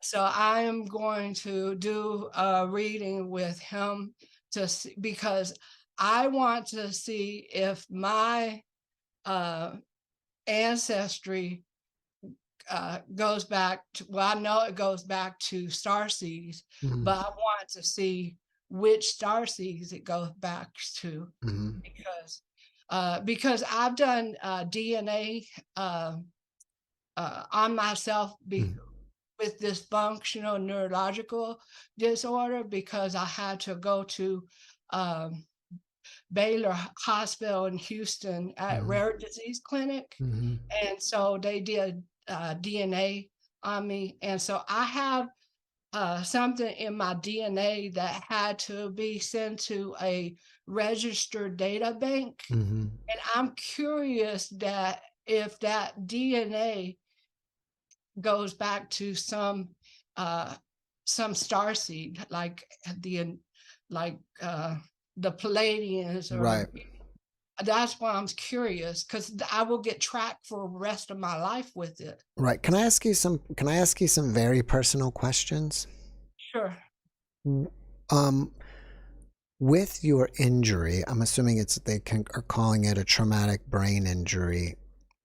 A functional neurological disorder. Okay. Do you feel like you think clearly, but it's just you can't get the words out? Like your body, you're thinking normally, but your body won't respond to your thoughts.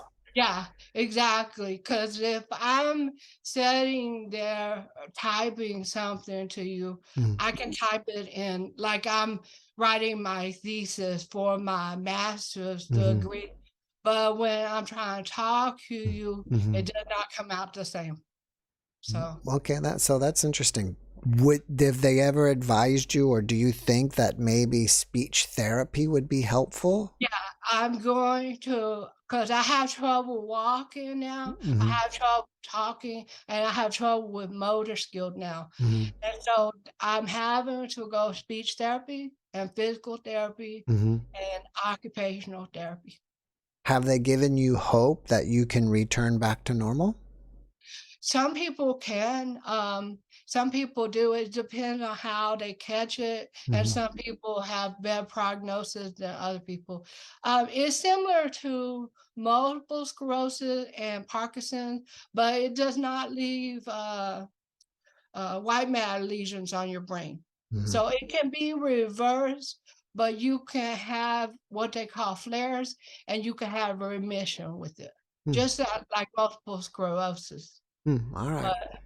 And some people with it do wind up in wheelchairs. So I don't want to be in a wheelchair, but there's a famous jazz musician in England who has it, and the National Awareness Day for in England for functional neurological disorder is on the 24th of this month. And so he did a public service announcement to bring awareness to it and to raise money for research. So I thought maybe I could start a podcast, YouTube channel for something similar to that. Yeah. To I be think able, yeah, go I'm ahead. sorry to interrupt you, but I think that would be a great idea that you could help people with functional neurological syndrome. Yeah, because my daughter has it too, but she had there's two different kinds. She had the other kind where it looked like a seizure, but it does not affect the brain. So she is in remission on hers. So Oh, I great. don't know if it's hereditary or if it's not, because both me and her have it. She had hers. She was having what is called pseudo seizures for about 6 or 7 years, and she just went into remission a year and a half ago, and then that's around the same time this happened to me. So, and hers was because medication that she took, she had allergic reaction to it, and mine because of shingle shot. Right. Right. So, Well, I sincerely hope that you return to, 100% function. And I would yeah, love to, that would be such amazing to have you back on as well, back to yeah, normal. That would be so cool. yeah. And next week I want to do the dream because I'm just curious about. I don't remember a lot of my dreams, but when I do, they're very vivid. So, Well, if you can write it down, like he, as you saw him, he put what it was written down up there, like 4 or 5 sentences. I think that would be helpful because then he could go through exactly what you're writing and yeah. help interpret what your dream's trying to tell you. Or maybe he could reach out to me and I tell him over a phone. Yeah, that's possible as well as, I thought, almost every guest puts a way to contact them at the end of the podcast. Okay. Yeah, so maybe you can try contacting him. Okay. All right. Well, listen, Angela, I have to run to the next person here, but thank you so much for coming back. You're welcome. All right, Bye. you take care. And what am I doing here? That's what I need to do. All right. So,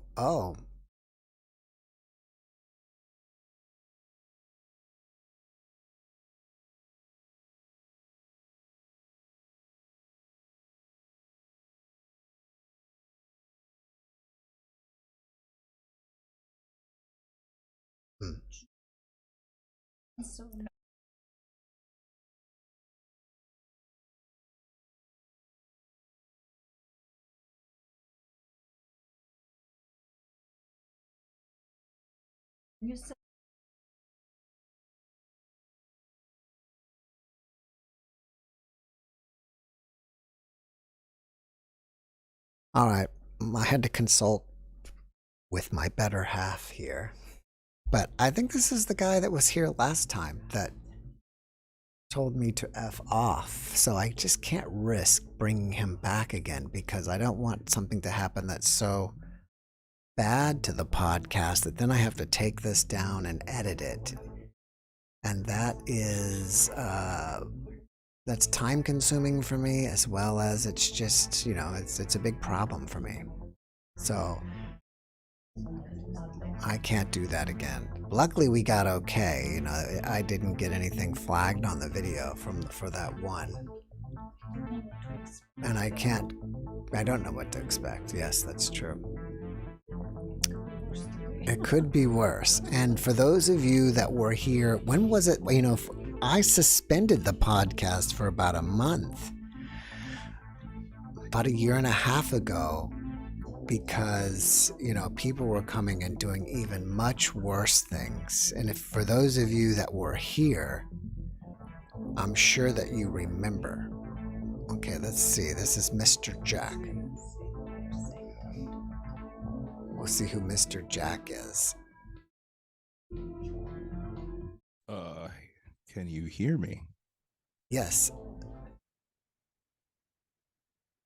Oh, okay. All right. My wife immediately recognized your voice. I couldn't hear it for a second verse, but yes, we know you by your voice so easily. Welcome back, Mr. Jack. Thanks for coming in. Always a pleasure. Always a pleasure. I know the show's ending here in a bit, so and I especially didn't want to come on, so I figured it was a good reason to. Yeah, because the pacing allowed it. Yeah, and we're happy to have you back. It was a pleasure. Well, I actually popped it in the chat, but I figured it might be better to show up on video and try to put it out to more people. Main thing I wanted to put out was just thought, or just a meditation, I suppose, that we can carry along as we go forward from today, which is ultimately, what do we expect the, I guess, backtracking a little bit, where we have heard all this talk about we're in the middle of a transformation and so on. And like the Ascension. The Ascension, there's so many names for this, and there's a lot of indication that it's either ramping up now and or has been going on since the early 1900s. Doesn't matter. I think what's more critical is what follows that. And I think that's important because it's sort of a similar question to, what does a world without war look like? And right now, we don't move towards that because we've convinced ourselves that there is actually no world without war, even though we want one. So I think, first of all, specifically to that point, the world without war, it's silly to think that we will always have war. That's not natural. And I think we've demonstrated historically, and every day we demonstrate that it's possible to build a civilization or anything through cooperation versus competition. You can still get sort of the same goals or end goals. So I think it's important we start to think about these things. We start to bring these little factoids together. So, you know, ditching the concept of war for a second, just this ascension concept. What does a post-ascension world look like? Like, assume it happened last week.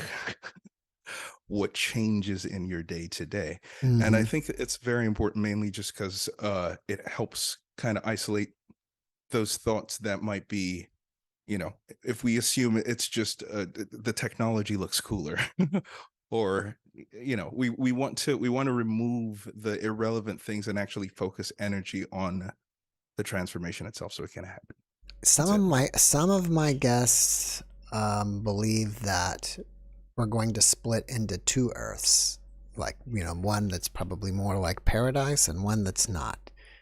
And maybe the people on each planet or whatever version you're in won't even realize that, you know, well, I guess it would be obvious if we were in paradise, but the ones that are not in paradise won't realize that the other one's left. I don't know. So the interesting thing there is, I was of two minds about this. I had a problem with that description because it does seem very much like sort of sweeping the problems under the rug, right? And that's really where this concept of the meditation came in. What does it mean to wake up in a world where some people got Thanos snapped because they were too bad? Now, on the other hand, I think every time I pop on here, I mention I keep doing my research, I read this and that and the other. I was skeptical about things like the Urantia book, but then you cobble together all the bits and pieces of information and you're like, oh crap, that shows up here and there. So I guess the point being, so for example, one thing I previously had a problem with was the concept of sort of a soul disintegration. And it's, it calls to mind this idea of you can do things so bad that it actually pisses off the larger body, which goes against the concept of, people being punished in hell and so on and so on. So that didn't really fit. The Urantia book talks about an entire, like a legal process, if you will. Did you read, I'm sorry to interrupt you, but did you read a lot of that book? I found a playlist of it on YouTube, and I've just kind of jumped into specific books that covered topics that I was very curious about, mainly to see how they came at it. And so I'm not going to pretend I've read all of it, yeah, that's or I have a full book. It's a huge book, yes. But and that's why I was interested, because if you've read people like Swedenborg and just a few other sources, one of your guests, Venia R, I think she was 738, wrote a book. I found it on Amazon. I read it, and she actually brings through a lot of some of this underlying information. So looking at the Urantia book, I'm always kind of cross-referencing the shorter things I've read. And yeah, so when I came across this concept of soul dissolution, I'm like, that's odd, that blah blah blah. But then I came across it again somewhere completely different. I think in two different places. I think the first time was someone talking about Hitler's soul. But now the final understanding I have of it is that it's not so much that, for example, I'm a Jack and I show up on the planet, I'm an absolute stinker. And so I die.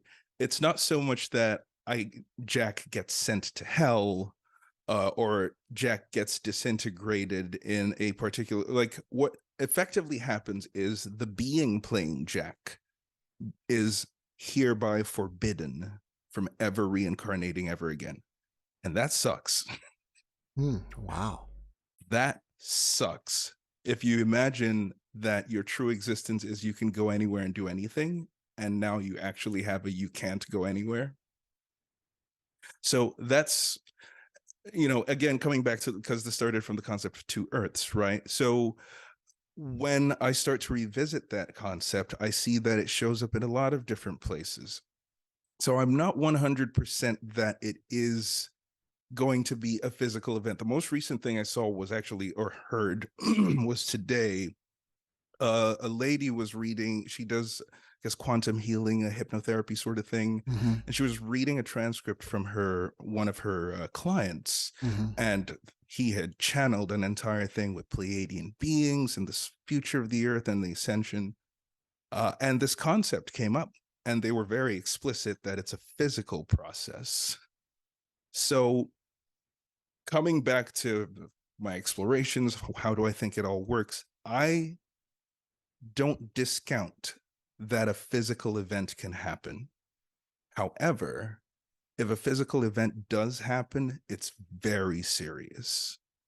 As in, so, and the way it was described in this session transcript made sense. The reason they said it had to be physical is because there are a lot of people who didn't contribute to sort of the mess we're in and don't want to be a part of the mess that would follow from that. And it would be unfair to just kind of drag everyone along. So yeah, again, in my head, it is possible, but if it does happen, then it's very serious. But it's the same realization I started to have about near-death experiences years ago when I started studying them, which is that if we're in a game and people are starting to filter the rules into the game, it means something went wrong. And you know, every time you hear some of these experiences, is people saying, oh, humans have strayed off a path, and so on and so on. So yeah. What is your favorite part of the Urantia book? Because I don't know if you know this, probably 2 years ago, I had a Urantia expert on as a guest, and we spoke about the book, and I didn't know a lot, but according to him, the book is basically 4 separate parts. Well, you know, one about the history of Earth, one about, I think, the history of the star system, one about Jesus, and one about something else. Do you have any favorite parts? So I haven't gone through it, and like, I've read the Kabbalion more than I've read this, and I like the Kabbalion. What is the Kabbalion? The Kabbalion it was written by people who only describe themselves as the 3 initiates. It's basically Hermetic wisdom, sort of condensed, more or less. Now, it's very good because it's all this stuff that your guests talk about. If you want to know the crux of it, read that book. So things, for example, when you hear people try to talk about, oh, they're the 4th dimension, the 5th dimension, where this one starts and the other one, that's all stripped away in favor of this is what everything is. It really breaks down into 3 zones. Some people break each zone down into 7 levels, and some people break each of those 7 levels down into 7 more levels. So that's where you might hear these different concepts of, there are names for them, but ultimately the physical plane, the mental plane, the spiritual plane. The mental plane, I believe, is where, or no, the spiritual plane, one of the two, is what you might have heard of described as the causal plane. This is the highest level of, and so on, where it comes to the most common description of humans moving from the 3rd level to the 4th level. That's all happening within the great physical plane. And the physical plane is a vast array. It's not just, you know, Earth and 3D life. Like, it's an entire range of consciousness that goes down to like mineral matter. We're talking about not plants, rocks and chemicals, you know, so it's a vast, and this is why I like to say, you know, infinity is a big place. Consciousness is like a spectrum, and so on. You'll find this everywhere. But yeah, sorry, your question was favorite part of the Urantia book. I don't have one, but I'm kind of at the point where if a thing doesn't really connect right away from the Urantia book, I have to go kind of integrate it from other sources, and then I come back and go, ooh. So the most interesting thing was, I think I asked ChatGPT. Generally don't do this unless you know what you're asking it to do. I've played around with ChatGPT, but I've never asked it about the Urantia.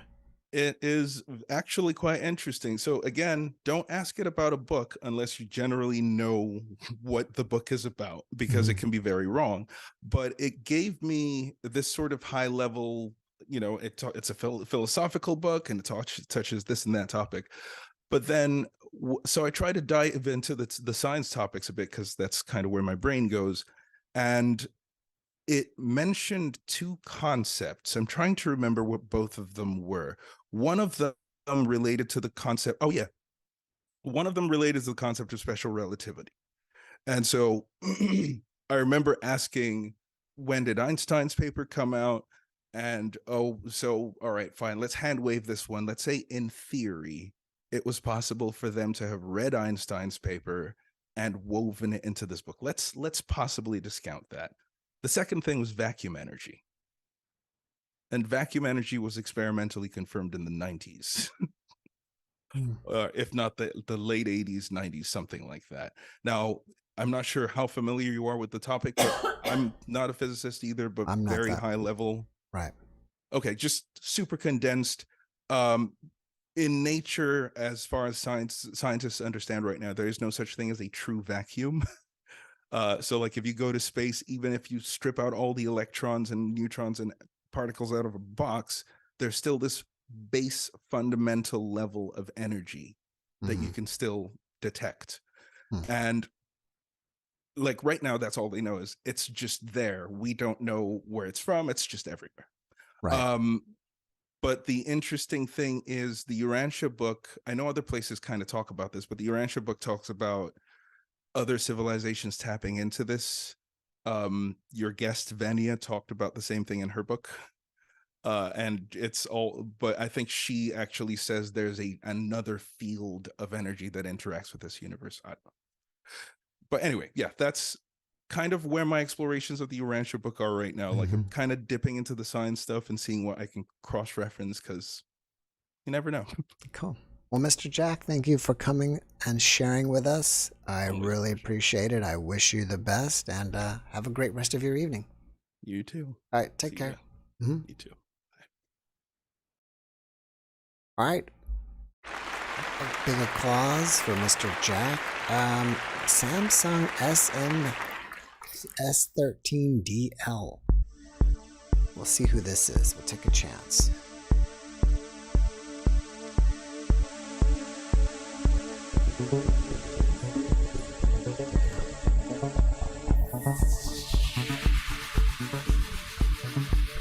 Yeah, I need to catch up with that. Hello? Are you there? I can't hear you. I hope everything's working properly. Is your mic muted? Okay, now I can't hear. Can anybody else hear her? Can you hear me? You can hear me. I can't hear her. Is there some way that your microphone is muted on your computer?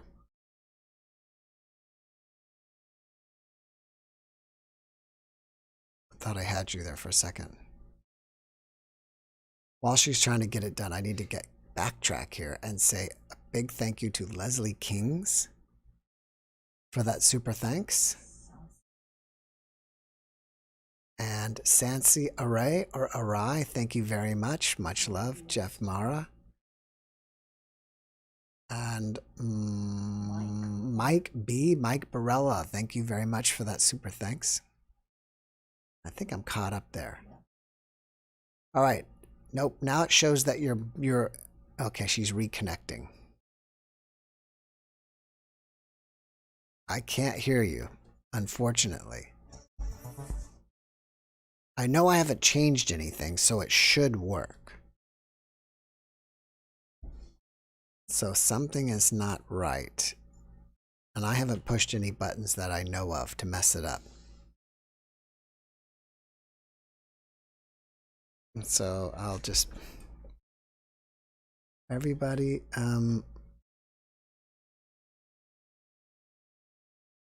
see what we can do, see if her voice will come in.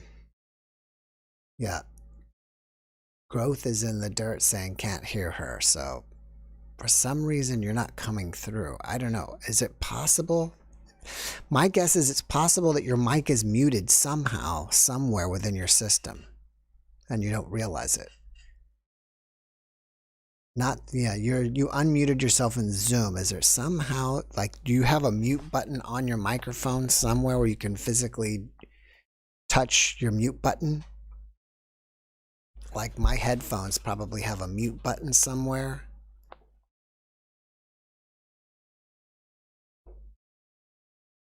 Show her the sign. I was looking for the sign. Unfortunately, it's just, let's see. And this is another sign from Penny. I don't know if Penny's here tonight. I don't think I've seen her. But Penny Sutton made these for me, and she can make other things for you. I see you on the phone. Okay, if you want to call me with a separate phone, yeah, call me through Zoom. So then we'll just use one phone for Zoom and one phone for video.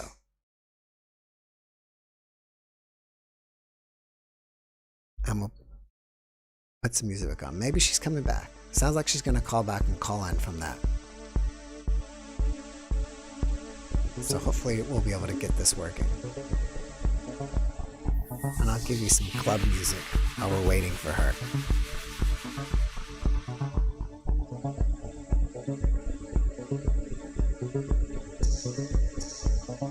All right, so I went over the, while we're waiting, I went over the, oh, I know what I wanted to tell everybody. He was here, but he isn't there anyways, but PD Pete's here, and PD Pete spearheaded this project for me, and what he's trying to do is go through every NDE video and take notes, basically like people who saw angels, people who saw Jesus, and people who went to the Black Void, and so many different topics.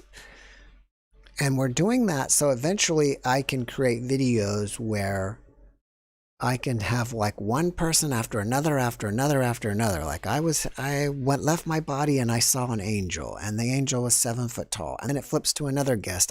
Left my body and I saw an angel. So it'd be really fascinating to see many people seeing the same thing over and over again. Like make one video about all these people saying they saw angels, or all these people saying they saw Jesus. He's heading that project. It's a volunteer project, and I, him and some other people have done some amazing work working on this. My wife and I barely have time to just even get these out on time every day. So we're doing what we can. And I told him, I thought it was a great idea. I had thought about it. I just don't have the time to do it. So he started working on it for me, and him, and I think, I know there's some other people, maybe Minnie Rapunzel's in on that, and Awaken Ken, I think he's been helping out. And if somebody else's name, please forgive me for not remembering. But if you want to help on that, you go to Discord, and in Discord, if you join the Discord, there's like several rooms. You join my server, and what it is you go to discord.com, you sign up for free, and then once you get your free profile or account, if you go to the link in the description of this video, that'll get you into my server. And my server is basically like my chat rooms, and there's a chat room there. I don't even remember what it's called. Let's see if I can pull it up here. My Discord is up. Let's see. I think Discord is up. Don't switch. Don't do that. Go to my server. And maybe this is her, Tammy Cheney. I'm gonna admit. And it's called JMP timestamp master something, master list. And that's what it is. So if you want to help out, we'd appreciate it. And there it is. Tammy. Tammy, can you hear me? Can you hear me? Yes. All right, Okay, it's working this time. I'm glad it was not me, because earlier in the podcast, I couldn't hear the guest in the first two guests, and then I realized it was on my end. Oh, okay. Yeah. I don't know why it's so dark in here. I have a light on. I have two lights on me, actually. Oh, well, it's okay. I think we can see you clear enough, and we can hear you, so I think we're good. Where are you zooming from? Denver, Colorado. Denver. I just had a guest from Denver. I'm pretty sure. I had a guest from Denver. I can't remember where, but I'm pretty sure about that. All right. So, what do you have to share with us this evening?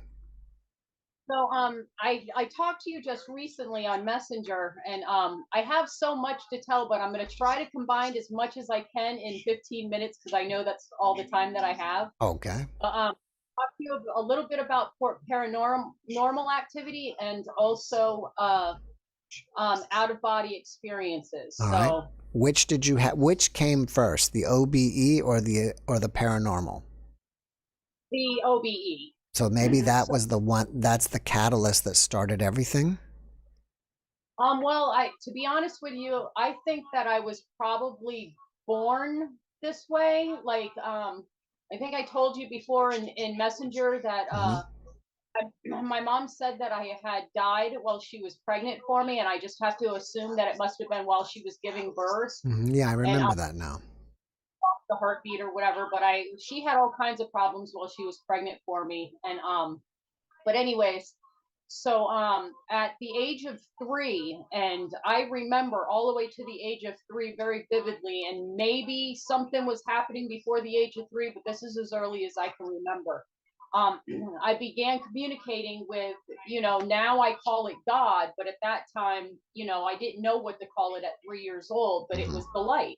Right. And so I was communicating with the light every day, all day.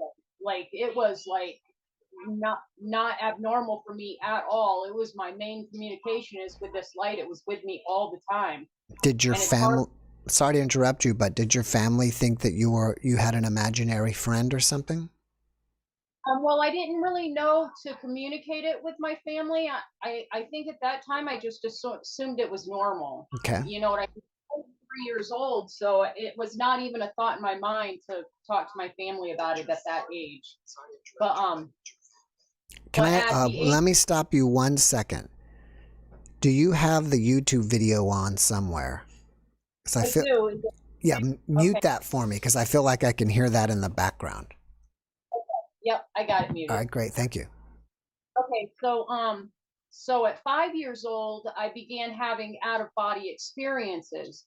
Now, of course, at 5 years old, I had no idea what was happening to me. All I knew was my body was lifting up out of my body as a little 5-year-old, and it was scaring the living daylights out of me.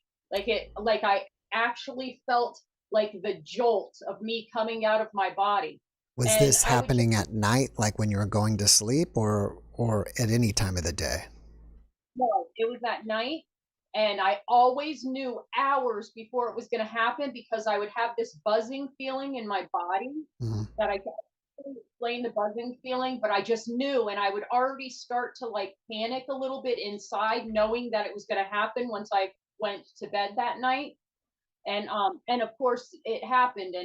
And I would generally just like, I would just explore outside, which was the same outside that was the outside, but I knew that I was in a different atmosphere because the feeling of being where I was at, even though it was my same environment outside, the feeling of what it felt like being outside was like this overwhelming peace. Like I can't even explain it. I was so happy once I got out of my body. I just could not, the feeling of leaving because it was a jolt feeling scared me.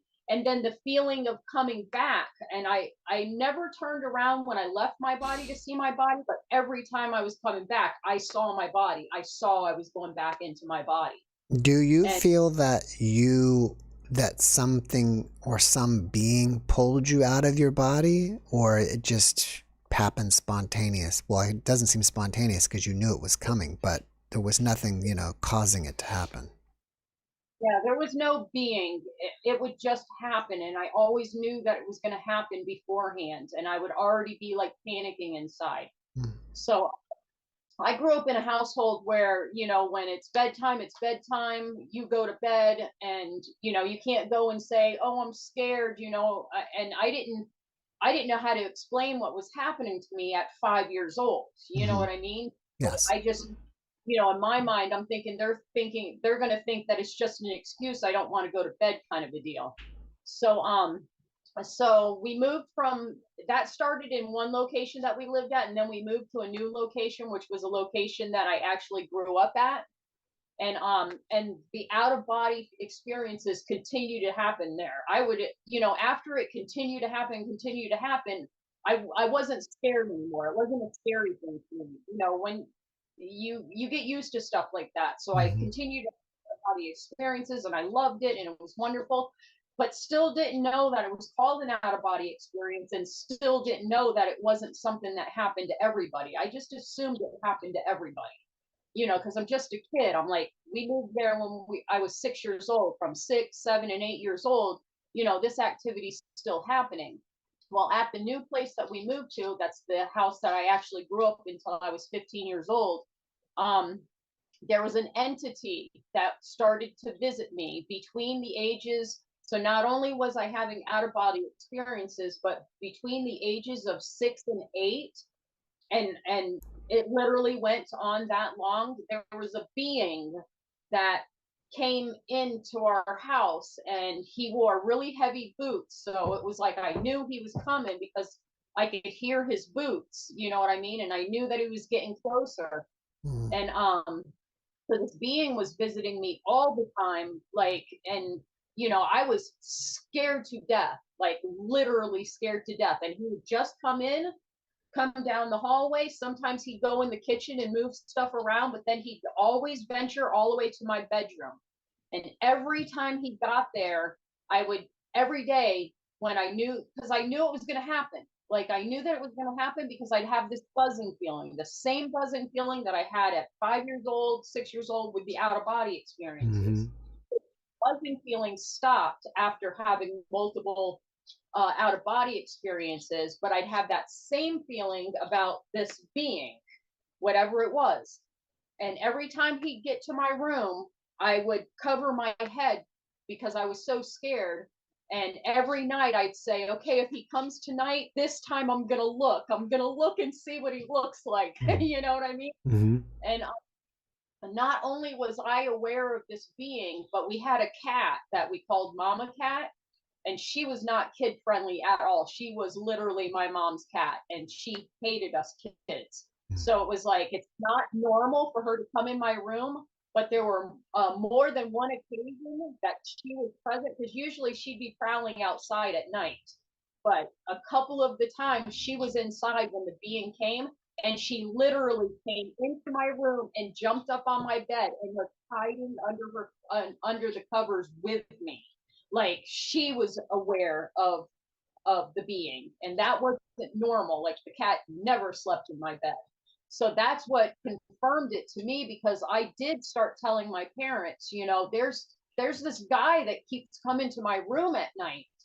And they're like, oh, you were just dreaming, or oh, you were just this. They always blew it off and never, you know, it was never something that they paid attention to. And or I would get made fun of by my brothers, you know what I mean? So I learned quickly just not to say anything anymore, because they're not going to believe me anyways. Like there was one point in time when the thing came that, you know, my family was trying to convince me that I was sleeping. So I put a piece of paper and a pen next to the nightstand that was next to my bed. And when the being left, I don't know where he would go, but he would just come to my room and he would like stand there and observe me or something. I don't know what he was doing, but then he would just leave and he'd be gone. So as soon as he left, I got up and I wrote something on a piece of paper so that when I wake up the next morning, I'll know that I was awake. And sure enough, I was awake. And so I don't know how many minutes do we have left right now? I don't know, about 5 minutes. Okay, so I'm going to tell you about so later on, you know, as life went by, you know, I continued to speak to the light. Like I'm talking on a daily basis, every day. I was always able to go into that realm like naturally. Like what I know that there's multiple realms, because as my life went, you know, as my life proceeded, I could move to different realms at will. Like it all seemed normal to me. And I didn't realize that it wasn't normal until I hit middle school. And I realized the other people that I'm associating with don't experience these things. It literally took me that long to realize that this isn't normal. You know what I mean? And, but in elementary school, I was always getting in trouble because I was talking all the time, but I wasn't talking to anybody around me. I was talking to the light. Yeah. And I did learn real quickly to, you know, because the communication from the light was telepathically. But you know, when you're a little kid, you'll start talking out loud, you know, not realizing that you're talking out loud. So I was constantly getting into trouble because I was talking all the time. And I wasn't talking to anybody in the room. I was just talking to the Father, you know, the light, you know. So it was like, it was normal to me. So like I said, once I hit middle school, it became something that I realized was not normal. Everybody wasn't doing this. And it was kind of shocking to me when I came to that realization. So later on in life, I'm 24 years old and I was pregnant for my second oldest daughter. And I was living at this place where it was like a group home, because I had went through like a domestic abuse case, and because I was pregnant, they put me in this security home where, you know, I couldn't be found or whatever. And so I went into my room one day And I just laid down and I just started talking to the Father. And as I was speaking to the Father, I left my body and I was literally in the only English words that I can put it, because most people will understand this, is I was in heaven. I was in a place. I had two people that were walking with me, that walked with me and toward the place.